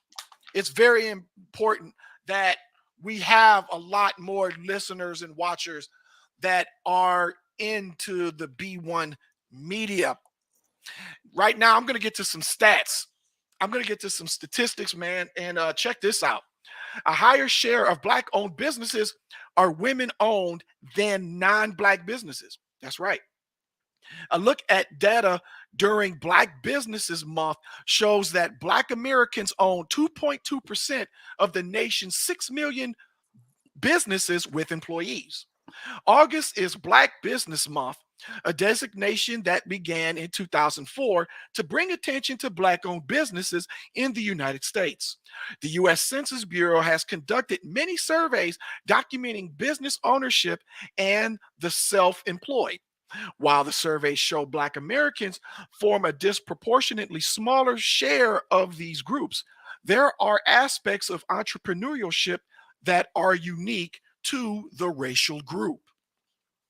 The agency's most recent count of businesses, the 2018 Annual Business Survey, ABS, found that Black or African American businesses owned 120,000 employer businesses, firms with at least one paid employee in 2017. This accounted for 2.2% of the 5.7 million employer businesses in the United States. 19% of all employer-based businesses were female-led, but 36.1% of all Black-owned businesses were headed by women. When comparing women-owned businesses of all racial categories, Black non-Hispanic women have the highest percentage of ownership compared with men in their racial category. Black-owned businesses are concentrated in the three sectors: healthcare, social assistance business, and all employer businesses. The sector made up at least 32% of Black-owned businesses in these areas. Of the 53%, 21,321 of them were led by women. 13% of Black-owned businesses, 16,392 of them were in professional, scientific, and technical services. Here, the numbers swapped. 62% were male-led. And lastly, businesses in the administrative support and waste management sector comprised of 8.2% of Black-owned businesses, which came to 10,136. Black ownership of employer businesses has increased since 2002. In 2002, there were 94,518 Black-owned businesses with employees. That increased to 124,000 in 2017. For comparison, the Black population increased to 16.7% during that period. The 2012 survey of business owners, predecessors of the ABS, also included data of businesses that did not have employees. Between 2007 and 2012, these black owned businesses grew from 1.8 million to 2.5 million, which was an increase of 36.3%. There is no equivalent business data for 2017. In 2018, census report on the self-employment population, people who don't work for an incorporated business, found that 5% or 852,000 of 17.2 black Americans working were self-employed. Self-employed people made up 9.6% of the total working population. Black Americans make up disproportionately smaller share of traditional business owners and the self-employed workers than the population overall. While the economic effects of the pandemic on black entrepreneurship isn't clear just yet, it will be worth watching how it may shift trends in business ownership going forward. And these statistics came from USA.com. Shawn? Well, those statistics are quite interesting. I find it interesting that they're saying that a lot of black women are opening up businesses and not black men. But I look at those statistics, and again, it shows me how hard it is for black men to get a business started because a lot of times we just can't get the capital together. I can tell you that from personal experience. As I was looking to get SJS Direct started, I had planned to start my own thing as far back as 2002, but because I ran into issues of getting full time employment as I was looking to start my business, I had to put things back until about 2008. And then when I lost my job in 2008, I just had to go ahead and start SJS Direct in 2009 because of money issues. Now, again, I could have gotten a lot further if I had a full-time job. And this is what many black women do is that they get their money from these jobs and they're allowed to save that money because when you're starting a business, it's usually started out of your own bank account and your own money. Usually, a lot of people start their business on the side until it starts making enough money.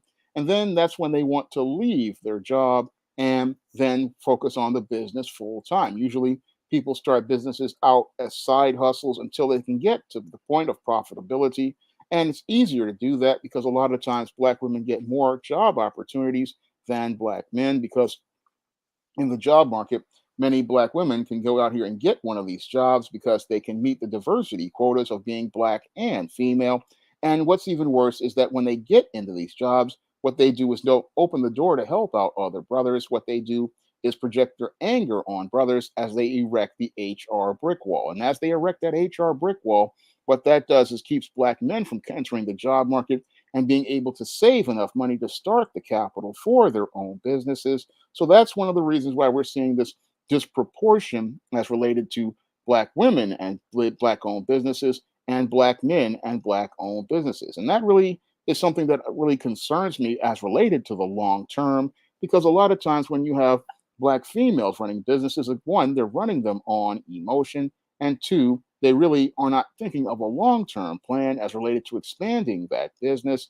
That's a thing that really concerns me because a lot of times they're not really visionaries who can see long term, and that can prevent a business from expanding. So I really am concerned about the lack of investment in black men. I talk about this in the man crisis as a solution to the man crisis. We have to start investing in our men because men are builders, and if we invest in our men, what that does is it allows those men to go out here and be able to build businesses long term and look to go out here and hire lots more people. That's one of the things I'm trying to do with SJS Direct right now. As I'm trying to expand into comic books, trying to raise the funds to go out here and be able to publish the second full SJS Direct comic. That's one of the goals that I have planned. And I'm looking to try to go out here and work out those logistics. But the thing that holds me back is capital. And it's hard for a black man to get capital because, one, a lot of times we are struggling to maintain the job that we have.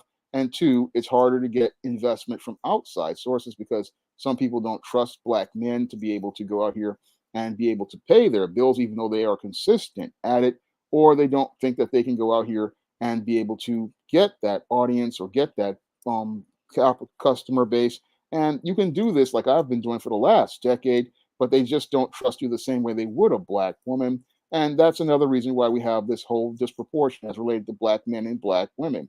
And that's shown with what JP Morgan, I believe, tried to do with the loans. They wanted to give loans to black women as related to business. And that to me showed the ongoing discrimination I've seen since I came back to the job market around 2007, 2008, how there's a preference for black women over black men. And it really annoys me that because again, when you enter the job market and the business market, people don't really want to help out a black man. And one of the reasons why I don't believe they don't want to do that is because they don't want to see one, a black man in a leadership position, and two, they don't want to see a black man going out here and being able to have economic power, because when black men have economic power, it's usually focused on building and it's focused on empowering the community. Whereas when a black woman is in charge of the economy, it's mostly focused on consumerism and social currency. So this is all about, again, making sure that the economy continues to be under the control of white supremacy. And again, when you have females in charge, it's more of a consumer based economy than a producer based. So that's also another thing that possibly is a part of that whole disproportionate situation between black men and black women and black owned businesses. That's interesting.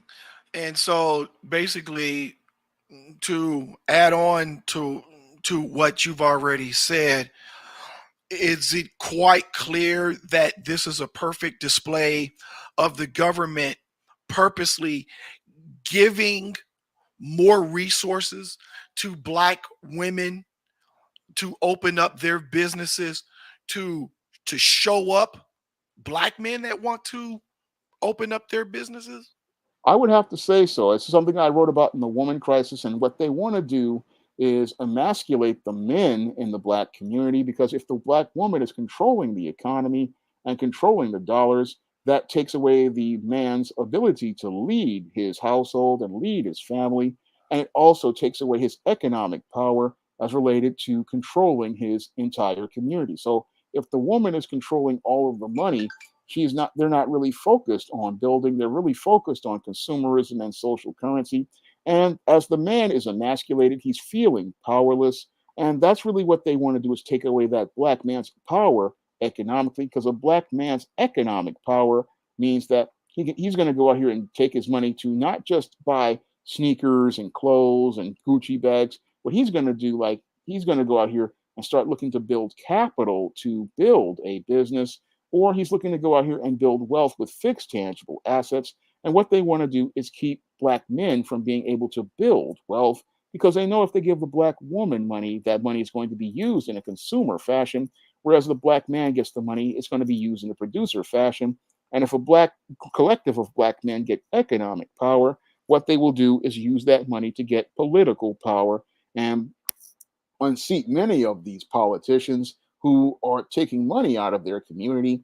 And that's what they don't want done, because if there's a black woman controlling the money, that means those politicians can remain in control. And it also means that the economic system won't be challenged, because many of these black women, again, are too busy shopping to focus on going out here and building wealth. And that's why we see all this debt coming out here.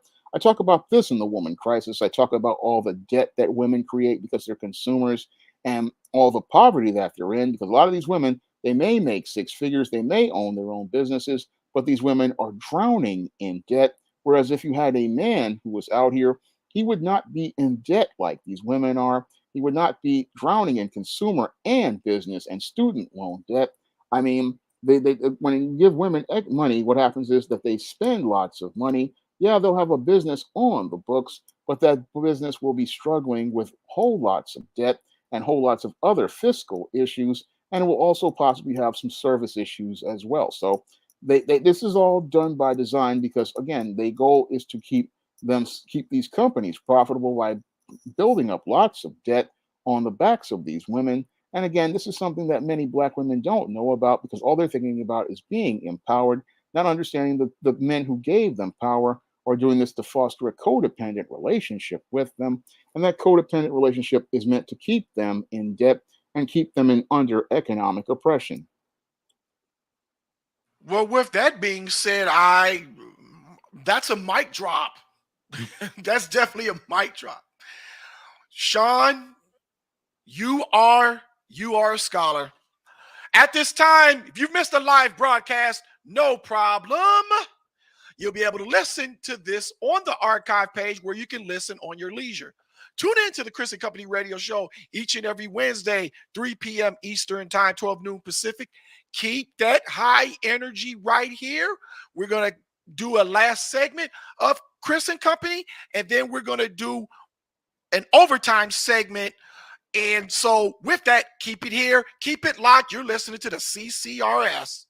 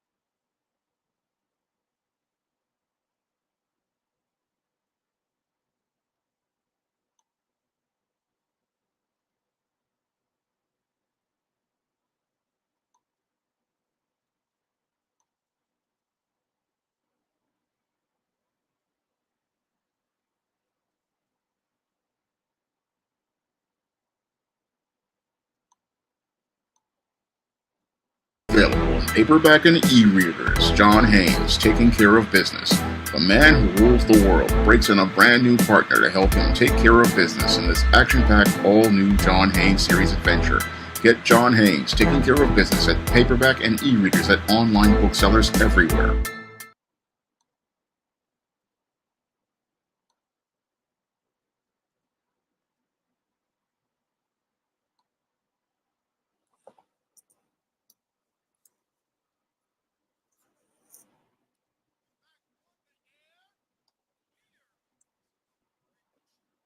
Yep, that's right. Head Ninja. Yeah, those black female bosses are the worst. I mean, they're very loud and argumentative and hostile.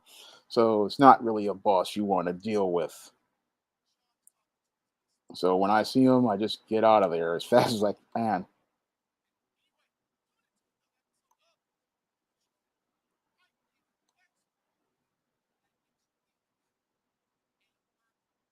Nope.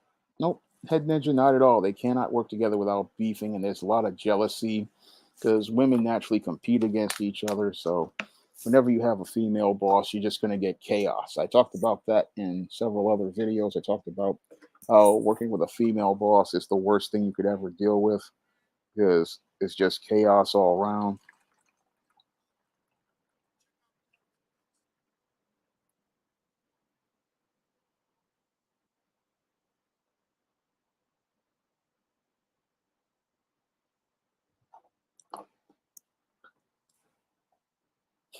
That's the best thing to do, David Bowman. Sometimes when you see it, you got to go the other way.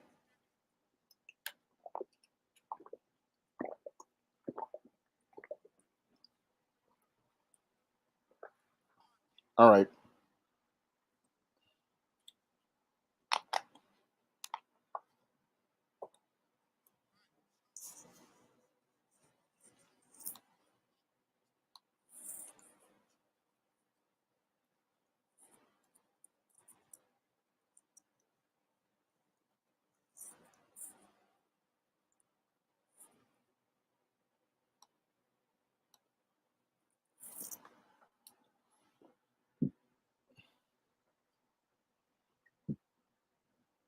I'm on.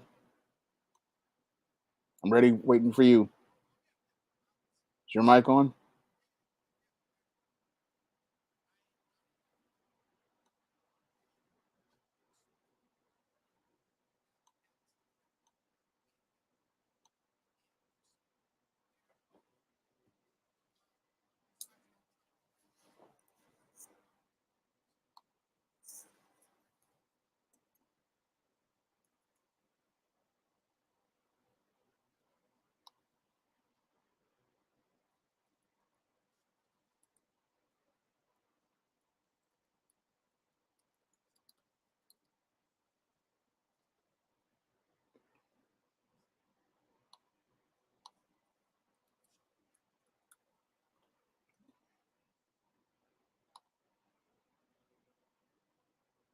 All right.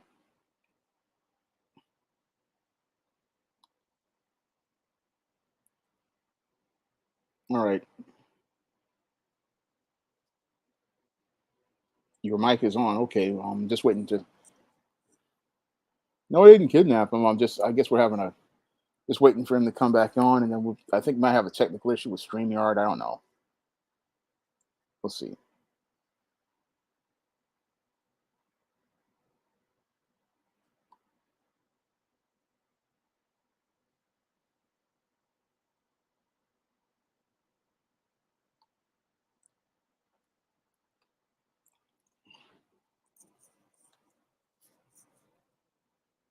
I don't know what's going on, Head Ninja. I just.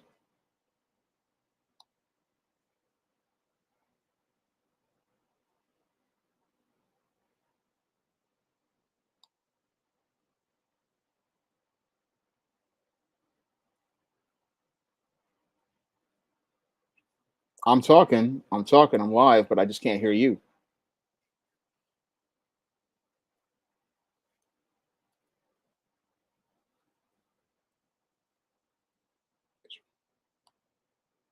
All right, but I can't hear you. So that's the whole thing. We can't talk because I can't hear you. You see,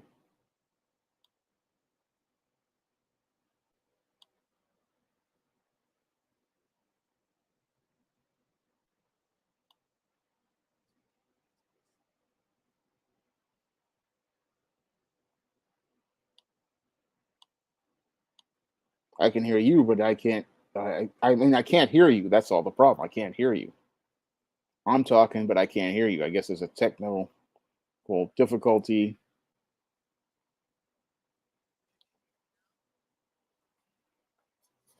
Let me try something.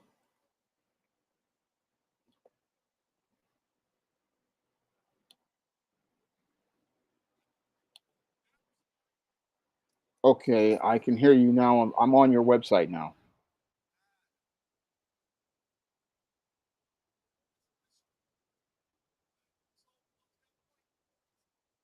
I still can't hear you.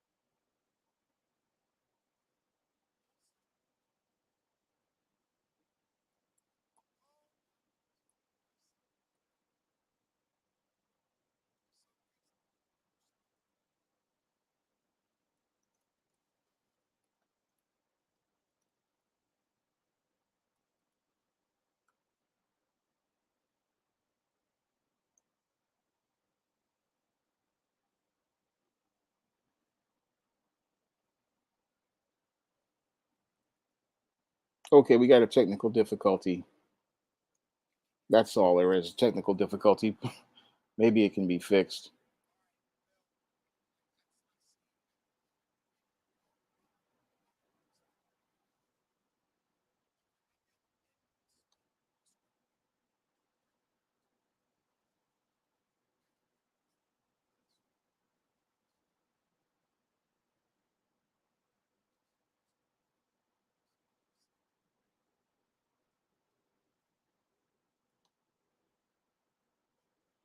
Okay, technical difficulties. Please stand by. We'll manage to try to. I'll try to work this out.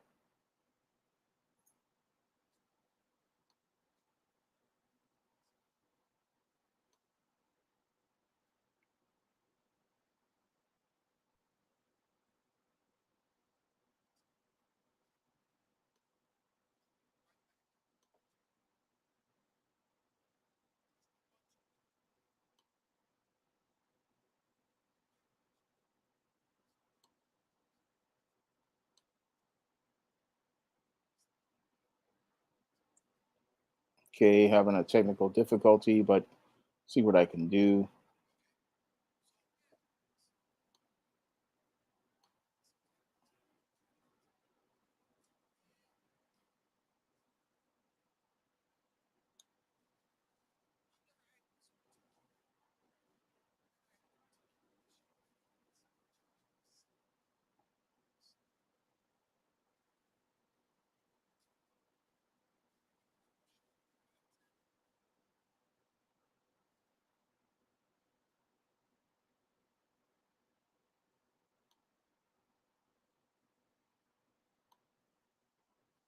Available in paperback and Kindle Unlimited.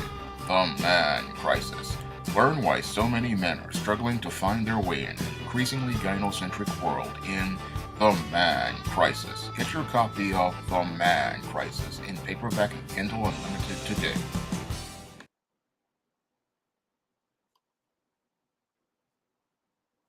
Okay, it still looks like his encoder is still got issues, but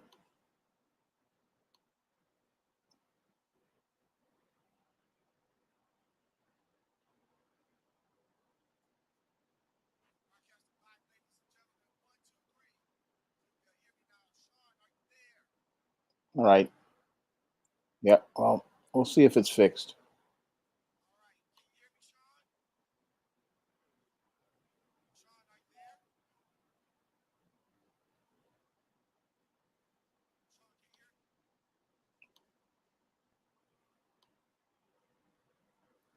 Okay, we're just still waiting for.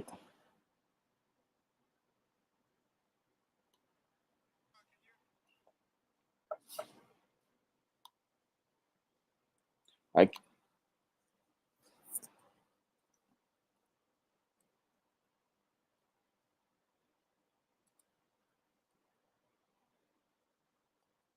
I still can't hear you.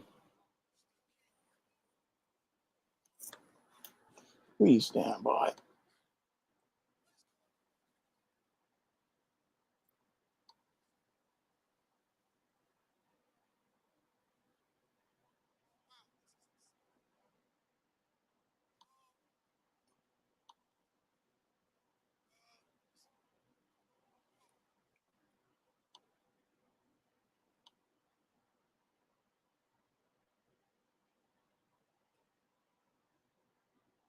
Yeah, so I don't know. Is something maybe wrong with his encoder or something that's represent? I'm just We'll see if we can still get it fixed. Let's see if we can get this fixed, or because it happens sometimes.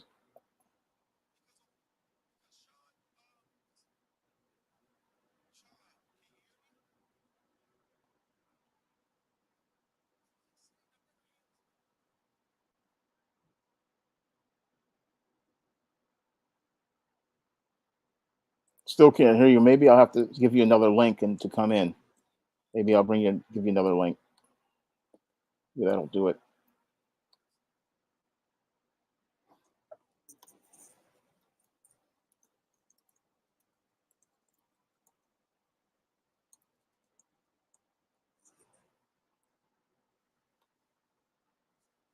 Okay, we're gonna.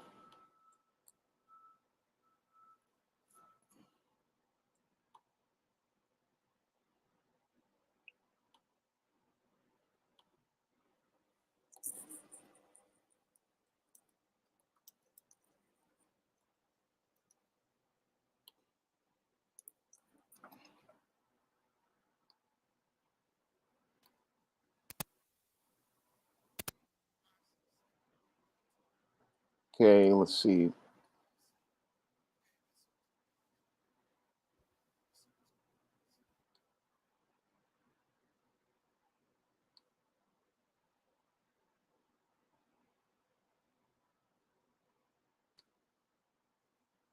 Okay, I sent you another link. The sound is on. Uh, My end. Okay, sound is on my end. okay, can you hear me now? Now I can hear you. Okay, that's some strange shit. I've Well, never had no. Okay, my. All right, we'll just. Well, I don't know what happened. It just seems like the encoder. It just seems like the encoder just went out to lunch for somehow. Well, that happens with So software. yeah, that's crazy. But this is the first that it's ever happened. Yeah, now I just got a text saying that it's good now. But goddamn, really? Technology can be a bitch. Don't tell me that my own don't tell me that my own software radio equipment that I purchased is racist too.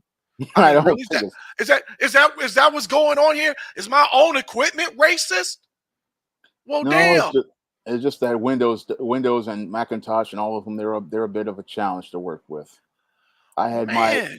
There's a learning curve with all of it because when I first started doing YouTube and streams, excuse me, I had to learn a lot about equipment and how it worked because I used to have issues with things. I had to learn how to learn all that stuff on my own. Yeah, well, here's the thing. I've never had this problem before. I've never had no problem like this before on this level. Usually there usually be volume issues. So maybe I had the volume down internally in the computer that I forgot to turn up. Or maybe I forgot to turn up the volume on the soundboard. But that wasn't the case. Yeah. And then I noticed something. I noticed that one of my listeners said, "Chris, I can't hear you. I can hear Shawn, but I couldn't hear you." And I'm just like, "What?" So I go and I look to my encoder, and my levels aren't moving at all. So I'm like, "What in the holy hell is this?" So I'm like, "What? Now my software is racist? What's up with that?" Hmm. You can't make this stuff up. And and once again, Shawn, I apologize for that. But I want I want to do this one last story, and then I want to tell you my take on the fresh and fit garbage, and then I know you got things to do, and so do I. So let's get to this. Tyler Perry BET deal falls through, and you did talk about this, Shawn. Paramount Global has pulled out of the deal to sell BET Media Group to renowned filmmaker Tyler Perry. According to the Wall Street Journal, Paramount announced that they had ended the bidding process, which would have included VH1 and BET Studios and streamer BET Plus. A sale wouldn't result in any meaningful dele, del leveraging of its balance sheet. Okay, I never heard of that word before. It's In- deleveraging. What they wanted to do was they wanted to be able to sell these assets at a certain value. and okay, but deleveraging. I mean, all right. Hold that thought because we're going to come back to that word. Paramount Global had received bids ranging from approximately 2 billion to 3 billion. That doesn't sound like deleveraging to me, but okay. Perry Perry's potential ownership would have made BET black owned again after 21 years, while VH1 for the first time would have boasted a black American owner for the first time. Earlier this year, Perry's longtime friend Rolando Watts proclaimed that he cemented his place in history by acquiring the two major television networks, making him the first black American to do so. However, others, including Roland Martin, said the story wasn't true, that a deal had not been reached. Oh, and then once in his life, he's right. The renowned actor and filmmaker previously expressed optimism by purchasing BET, stating his keen interest if it were if it were a possibility. Perry, who had already enjoyed tremendous success collaboration with BET, partnering with his Tyler Perry Studios banner to create the popular streaming service BET Plus, was no stranger to the network. The exact financial details of the deal have not been disclosed, but experts on this sort of transaction have, I think it was more of a distraction, have placed a significant value on the acquisition of the two networks. The acquisition of BT and VH1 would have marked a significant milestone in the representation and ownership of the entertainment industry. So, yes, the head ninja says Tyler Perry is a buffoon. But you know what? Tyler Perry didn't have a chance in hell to acquire BET. I had said that from the word go. This was a fix. You talk about a Vince McMahon work. This was exactly what it was. All BET was doing, BET used Tyler Perry to get a gauge on the going rate on what maybe another potential media mogul would have to pay in order to buy BET and VH1. Tyler Perry didn't have a chance in hell. He never had a chance to get BET. I always said it, and I knew that deal was not going to happen. John? Yeah, well, that deal was never really one that was going to be made. It just basically they were just feeling out what the value of these assets were. I mean, the whole BET deal was just to see if somebody would go out here and pay their market price.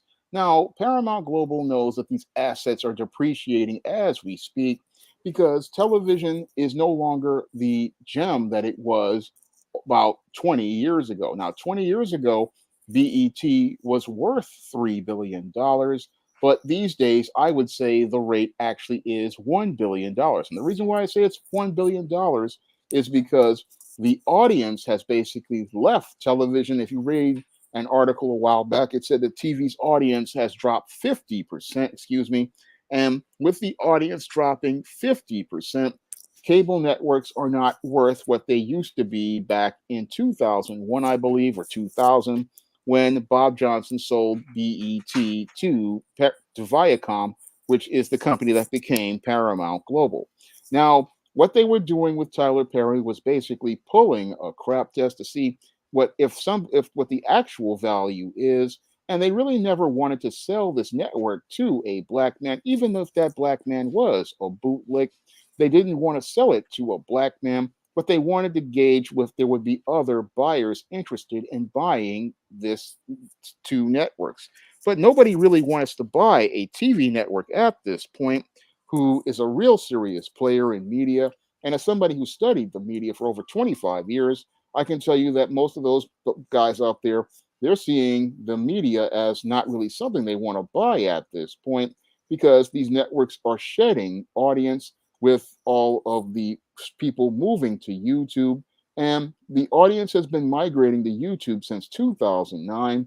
So there's no real value in buying a cable television network where there's next to no audience whatsoever because anybody who buys a TV network understands it's supposed to be about the future, which is young people.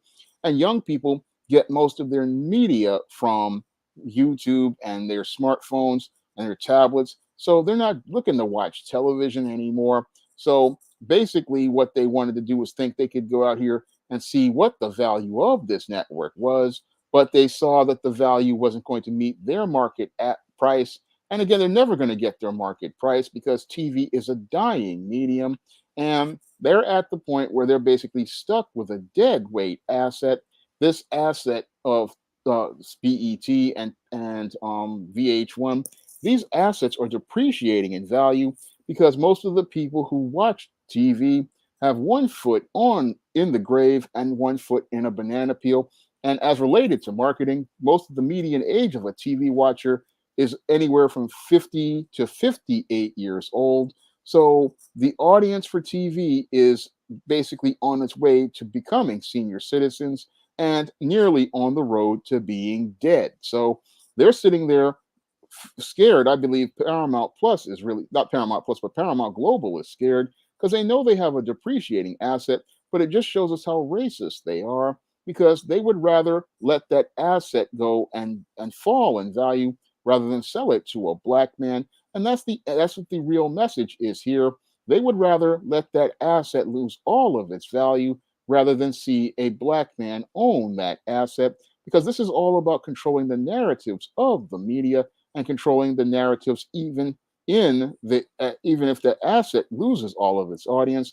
They want to maintain white power even when this asset loses all of its value because if they feel like this, if they can't have it, no one will. And that's all that they want to do at the end of the day is own all of these assets until they're absolutely worthless altogether. I totally agree. Because what was that word again? Deleveraging. I don't know about you, but I will. If somebody said they were deleveraging me $2 to $3 billion, that is the greatest deleveraging I will ever accept in my entire life. Okay, the fact that is that not only is a contradiction in terms, but it's an insult. Right? They did not. They did not want to sell a $2 to $3 billion business. Amazing. I bet you if Steven Spielberg wanted it, they would have sold it. Simply put, folks, simply put, BET does not want to sell to a black media mogul. Not gonna happen. They'll sell it. They'll sell it to Endeavor for pennies on the dollar before Yeah, they do that. Would you agree, Shawn? yeah, they will sell it to, they will let it go bankrupt and sell it to another white company for pennies on the dollar before they sell it to a black person, because they don't want a black person being able to say that they won.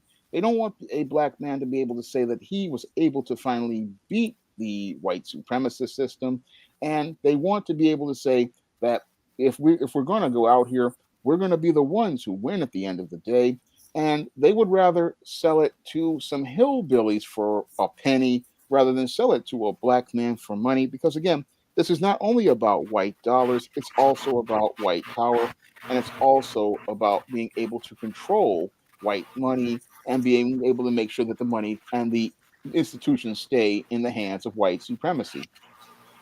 That's why it's very important to have a black owned and operated media network that speaks to the core interest of the black B1 grassroots roots community. And mainstream media knows that we're such a threat that they don't even trust selling it to Tyler Perry. Tyler Perry really had, if I was Tyler Perry, I would I would like the crap test that they did to Tyler Perry. I would do a crap test on BET. I would do a crap test on them just to see if if he gave them $5 billion, would they take that? And if not, make use that as a press as a use that as like a press release to say, hey, what company do you know that turns down $5 billion? And do something along those lines, because they have, that just goes to show that this wasn't about business. This was about controlling the narrative. And they rather and the white folks that run BET rather control the narrative than to sell a business that's supposed to be for black people and keep it away from a black man. Sad. It's just sad. Well, this should have Tyler Perry starting his own channel. Start like Oprah did. Say what you want about her. She got her own network channel. Tyler Perry should really be doing the same, Shawn. At Yeah. this time, yeah, really. At this time, we're gonna go into another quick break. We're gonna go into overtime. We're going to go into overtime because I want to really hit home on the fresh and fit situation. And because really at the end of that day, the fresh and fit situation is a precautionary tale. It really is. At this time, you're listening to the Chris and Company Radio Show. My main man, Shawn James. I am the host, the incredible Mr. Chris, guest co-host of the Chris and Company Radio Show, Mr. Shawn James. We're going to do our commercials and we're going to come right back. All right.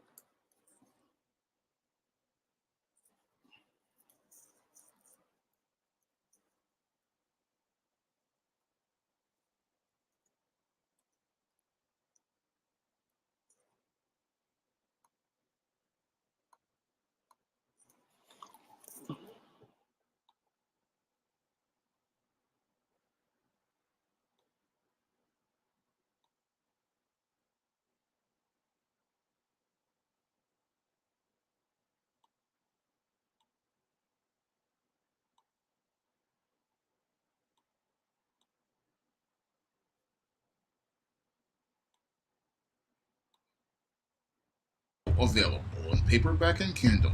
Vampires stalk the darkness of the Eternal Night. Get your copy of Eternal Night in paperback and Kindle on Amazon.com.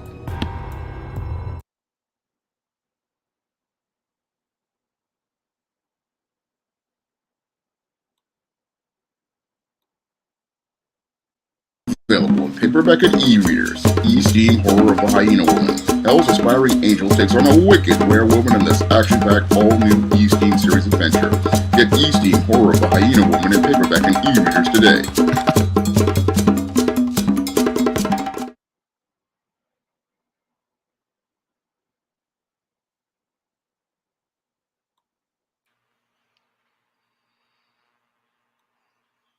All right, ready whenever you are.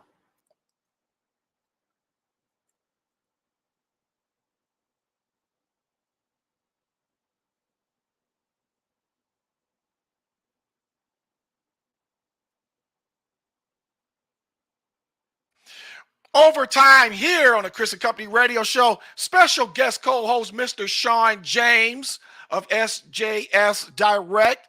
Also is also a writer, screenwriter, also writes comic books and novels. And he is here today. And Shawn, I want to just tell you, Shawn, I want to thank you for being on today.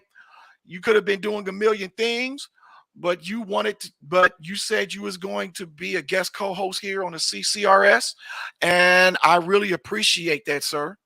Well, thank you for having me on the show. Yeah, man, we got to do this again. Probably need to work on our commercials, but that's a tech issue. We'll get that right. Yeah. Anyway, I want to tell you about. I want to give you my take on Fresh and Fit. Number one, I'm glad they're not on the air. I'm glad. Well, they're not. They're on the air, but they're demonetized. And here's the thing. Uh, that's a classic case of what they're not, right? And what they are not is they're they're not true to the message and the words that they say. And you say, well, what do you mean by that? All of Fresh and Fit's content, all of it, every last part of it, right? It was all cap, right? And they didn't believe, I don't think they believed half the crap that they were saying. But the problem was they were so bent out of shape of getting back at Tariq Nasheed, getting back at guys, brothers like you and me, Black B1 content creators, FBA, that they took it and they ran with it. And they thought that they was doing something real spectacular. And guess what happened? When white supremacy is done with its tools, they breaks their tools. And Fresh and Fit have been broken. Once again, though, this this ties into why black brothers like ourselves, we need our own platform if we are going to survive the mainstream media onslaught. Make no doubt about it. YouTube is just as part of the mainstream media diaspora, no different than Facebook and Twitter. Shawn? Yeah.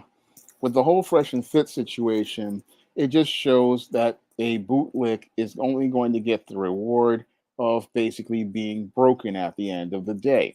And Fresh and Fit came out here. What they were looking to do was trying to pander to many of these white guys in the manosphere, thinking that if they went out here and spoke against foundational Black Americans, they would be able to gain some favor with white supremacy.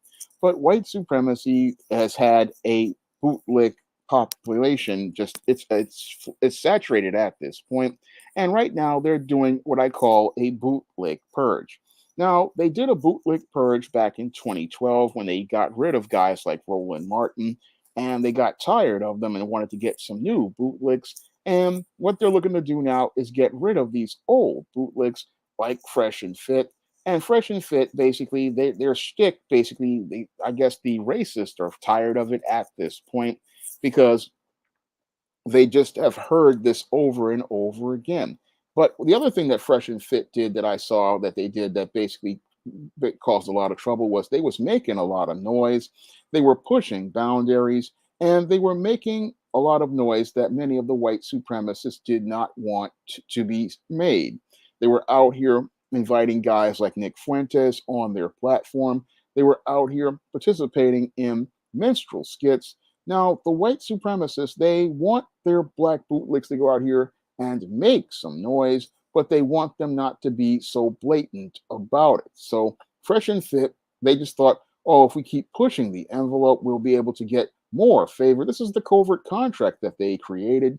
They thought, oh, I'm going to be able to get more favor by going out here and going into extremes. But what they did was alienate a lot of the people in these places who have power because they don't want that noise being broadcast out here. They want their guys to, again, take shots at black people, but they don't want it coming out where you're just basically participating in these types of behaviors that are just making too much noise overall. So, Fresh and Fit, they learned a hard lesson in white supremacy in that when white supremacy finishes with a bootlick, they don't give you a promotion to a higher job. No, what they do is let you go. And after they let you go, what they do is find a way to break you. And they want to break you because they don't want you being weaponized against them. And they don't want you being weaponized because, again, you know stuff that they don't want known about their whole Right. system. So what they do is look to get rid of you so that they can go out here and keep their world smooth. And as they keep their world smooth, they feel like they won't be threatened by these black bootlicks. It's a game of chess. And again, these guys were playing Candyland. They had a pair of pink cards as they were participating in their anti-black racism. And they didn't know that the white supremacists were out here playing a game of chess where they were guaranteed to get a checkmate against these two pawns who were basically on the board and didn't see that they were about to be played. Exactly. And let me let let me put my full assessment on this. YouTube YouTube played them big time. You know why? Because they made them feel they was in charge, and all the time, every single episode Fresh and Fit made, every single episode when they disrespected us, when they disrespected us indigenous black Americans, aka foundational black Americans, when they disrespected us, the YouTube was just counting down the days of getting rid of them monetarily. Yep. They were never in charge of their situation like they thought they were. They were never in control of of their destiny like they thought they was in control of their destiny. All of the hype, all of the, I would say, homosexual bravado of Fresh and Fit was all for nothing. They were never in charge. They were never in control. They, in fact, the way they acted like they don't have a man, that they never had a father in their lives, both of them. Oh, there, and please let them hear what I just said too. They carried on and they acted like they never had a father in their lives. Because best believe when I sit down and I talk to my son, I tell him about clowns like Fresh and Fruit Loop. All right. I tell him that as a man, this is how you have to carry yourself in the real world, son. And I'm always giving him teachable moments. Now, my son, he's 24 years old, but me teaching him is lifetime. Till I go to the grave, I'm always going to be teaching my son things. All right. Fresh and Fit didn't get that. They were very vaginal in their emotions. They called themselves trying to tag team to take on Dr. Umar and Tariq Nasheed. I knew that wasn't going to happen. I know that wasn't going to happen at all because say what you want about Tariq Nasheed, he would have took them to the woodshed and the barbecue all in one, Shawn. No Yep. doubt about that. No doubt about that. He's roasted guys who were nowhere. He's roasted guys worse than Fresh and Fit on a bad day. So there's no doubt about it. They didn't want that smoke, Shawn. No. They didn't want that smoke at all. And it was all Myron, I think that's his name. He was the one talking all that mess. He was the one talking. And I was like, oh, it's gonna be a showdown between him versus Tyreek. Oh, I wouldn't miss this for the world. But once again, because he acts like he doesn't have a dad in his life, he didn't come through. He has no balls. Even if he would have, even if he would have taken on Tariq and lost, at least he took him on. At least I might have said, he maybe got a little set of balls. But clearly, him saying what he's saying and then not backing it up shows how much of a little man he is compared to his partner. Moving on, though, YouTube, face it, YouTube controls all content on under their website. You are not in control and you're not in charge. Yeah, you can control your content. You can control when you come on the air and come off. But YouTube, one of the reasons why YouTube cut their money supply off, all right, is because of the fact YouTube may not like black media content creators like us. However, we have influence. YouTube wants our influence, but they don't want us. Our influence is our value. Our influence is the asset that we bring to the table on a YouTube website. And you think that our influence, you think YouTube will allow Fresh and Flame Boy keep talking their garbage over our influence? No, they will cut them off before they allow that to happen. So that's what happened. That's what happened to them. And another thing that bothered me, Myron stormed off crying like a bitch. Okay. All right. Hey, Myron, you can act like a man. From the scene from The Godfather. Man up. Guess what? You know what, Shawn? He act like he never got an ass whooping from his parents. Because a kid who has been punished for things that they've done, they wouldn't have stormed off. They wouldn't have stormed off and wearing those girl panties that he wore and started crying off the air. They would have sucked it up and they would have had plan B or plan C in place. That's what real men teach their sons. And clearly, and if he said he had a father in his life, he must not be a masculine one, because he acted just as effeminate walking off and crying like a punk ass bitch because they demonetized their little homosexual show. So they were never in charge in the first place. And then here's another disgusting and degrading thing about them. All the money that they made off of YouTube, all the money off the revenue sharing, all the money from sponsorships that they made, they could have taken that money, built their own website, broadcast from their website, pimped out, pimped out YouTube. And then that way, if YouTube did their racist stuff like they did to them, their revenue stream would not be interrupted. They could have taken their website, connected it to Patreon, have people take their had their members and their followers go to Patreon.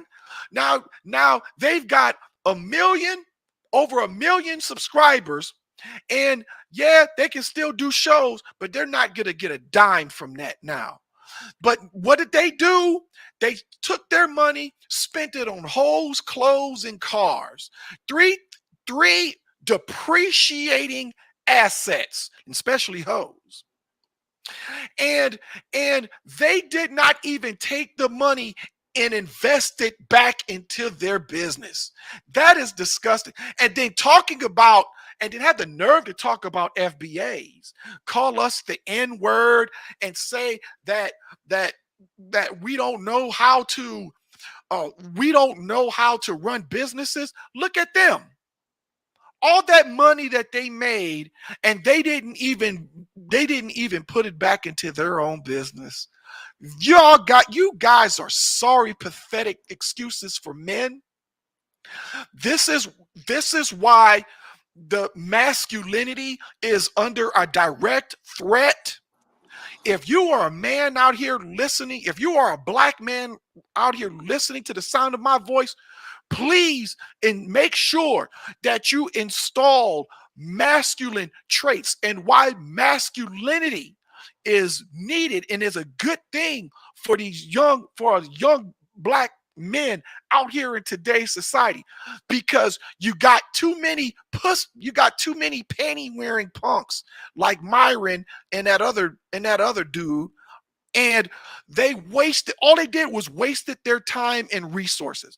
And they could have had them a website broadcasting like I am through my website, and then they could have attached their monetary their monetary apparatuses to their website. But no, Fresh and Fit, no, that's not their name. Their name is Dumb and Dumber in each and every way, and YouTube exposed them just how dumb they really are.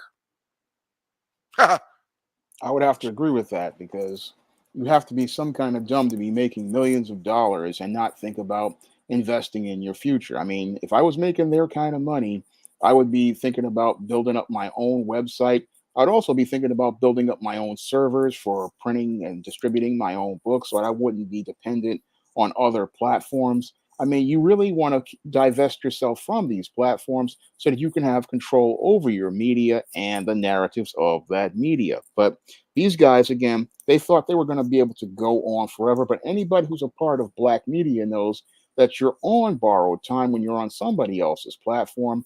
But these guys didn't really think about that. Again, they weren't thinking because they were like looking to get clout with these whites in media, not understanding that the whites control these media platforms. And since you're there on their terms, they can get rid of you at any time. And this is what these guys weren't really thinking about because they were too busy having a good time ripping and bashing up black people like pinatas, degrading black people, and making mockery of black women, not understanding that while they thought they were in good with NASA, they eventually were, because NASA was getting tired of them. And again, like you said, these guys were really soft and effeminate because it's clear that they didn't have a father, because a father would have taught them the basics about business, and they would have learned the basics about business where they would have understood, okay, you're on this platform, you're making some good money. Now it's time to divest your revenue streams so that you can go out here continuing to maintain your content and be able to have that content off that platform so that it's on your platform. That's your goal ultimately when you start really breaking in dollars like these guys do. I mean, that's what the whole point of Patreon and Cash Apps are all about. It's supposed to have separate capital streams so you're not dependent on one. I mean, this is something that everybody who knows about business does. I mean, this is what I was trying to do when I did SJS Direct, a separate stream for the books where I have Amazon, I have Smashwords, I have Google Play. I don't just put it on one platform, I put it on multiple platforms. And with other things, you also have backups like Rumble and Odyssey. Again, you want to not be on one platform. You want to be out here and have multiple platforms. So if the audience leaves on one platform, you can go to another.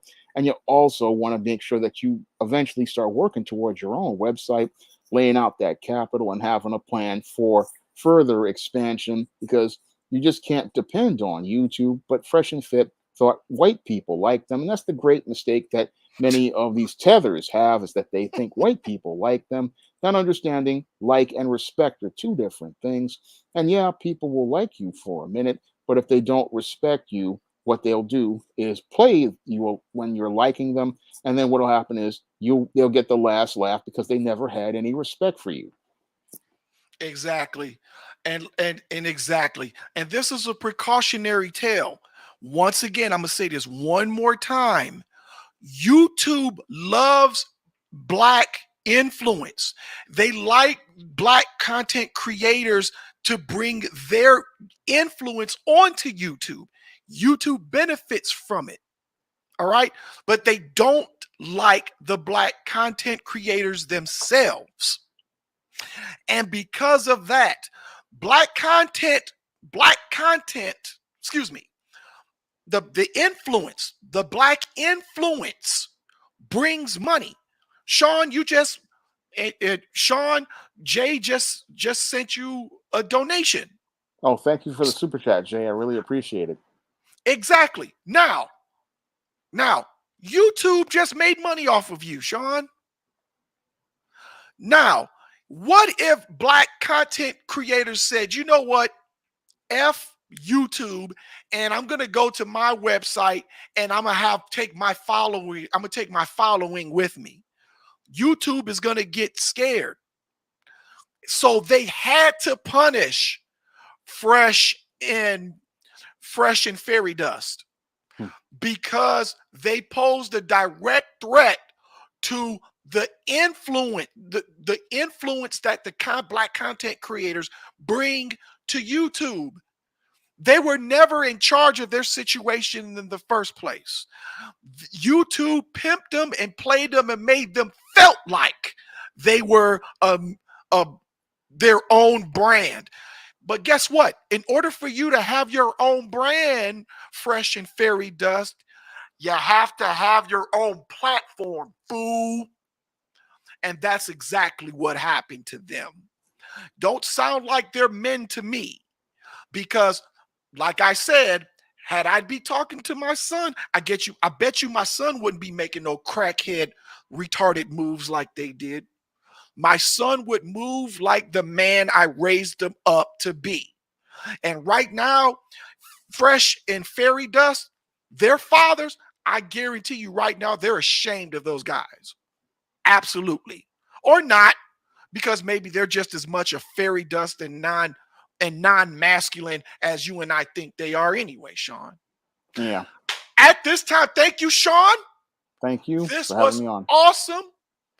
This was a blast. And Shawn, uh, also, I need to let everybody know that when you go on to niceradionetwork.com, please check out Shawn's blogs. Shawn has blogged. I think you got 3 blogs on there, right? Or Yeah, 2. I think I have Shawn three. has. Go ahead. I have one that's a sample chapter of John Haynes' 1987. I have 2 other ones. That's right. And so please come on there. There's a blog page. There's archive page. I've got the rotating on air broadcaster on the homepage of niceradionetwork.com. And like I said, Shawn, thank you very much. It's been a blast. We got to do this again. What other projects you got coming up on your YouTube page? And Well, also with your books too. with the YouTube page, I have several videos. One is coming on tonight at 8 p.m., where I'm talking about the sad state of affairs that's related to rap music. At 6 a.m., I'm doing a video in response to Mr. Superboy, talking about these actors and their complaints about poverty. And I have another one, I believe, that is about how black men in the 80s why a lot of good brothers are cynical. And I have the SJS Direct 2024 catalog that I'm working on right now. Working on ISIS Dark Incubus, which is a follow up to, to John Haynes' Dark Succubus. Also have Esteem Horror in the Hamptons, which follows up a story in his ISIS Escape from Transylvania. And I have John Haynes' Illuminati, where he takes on the Illuminati. All of those books are coming next year. I'm in the middle of doing the final edits, and I'm just waiting for the artist to get back to me with the covers. And those are going to be the SJS Direct 2024 books. And I'm hoping to eventually get enough money to be able to start another comic project. I finished an ISIS the Beauty Myth script, and all I need to do is raise the funds for it. So if you guys drop donations to the Cash App and the PayPal, that helps me be able to start raising the funds for that comic so I can get it out to the marketplace.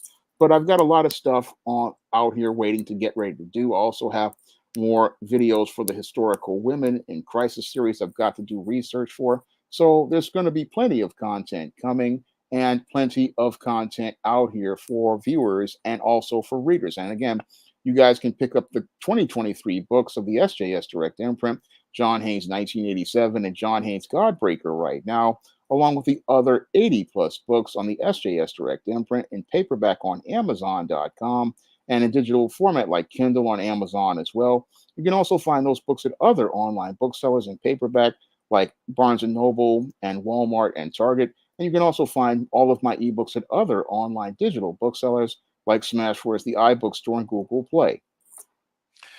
Damn, you busy. Yeah. Damn. Damn, you busy. Shawn, once again, man, thank you for your time, because I know you got a lot to do and and you have a lot of content out there. And once again, check him out on his YouTube page. And with that being said, always strive to be a better person each and every day of your life. Once again, my special guest co-host, Mr. Shawn James, thank you very much.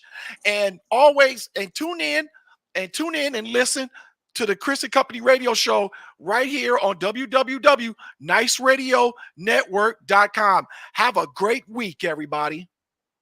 All right.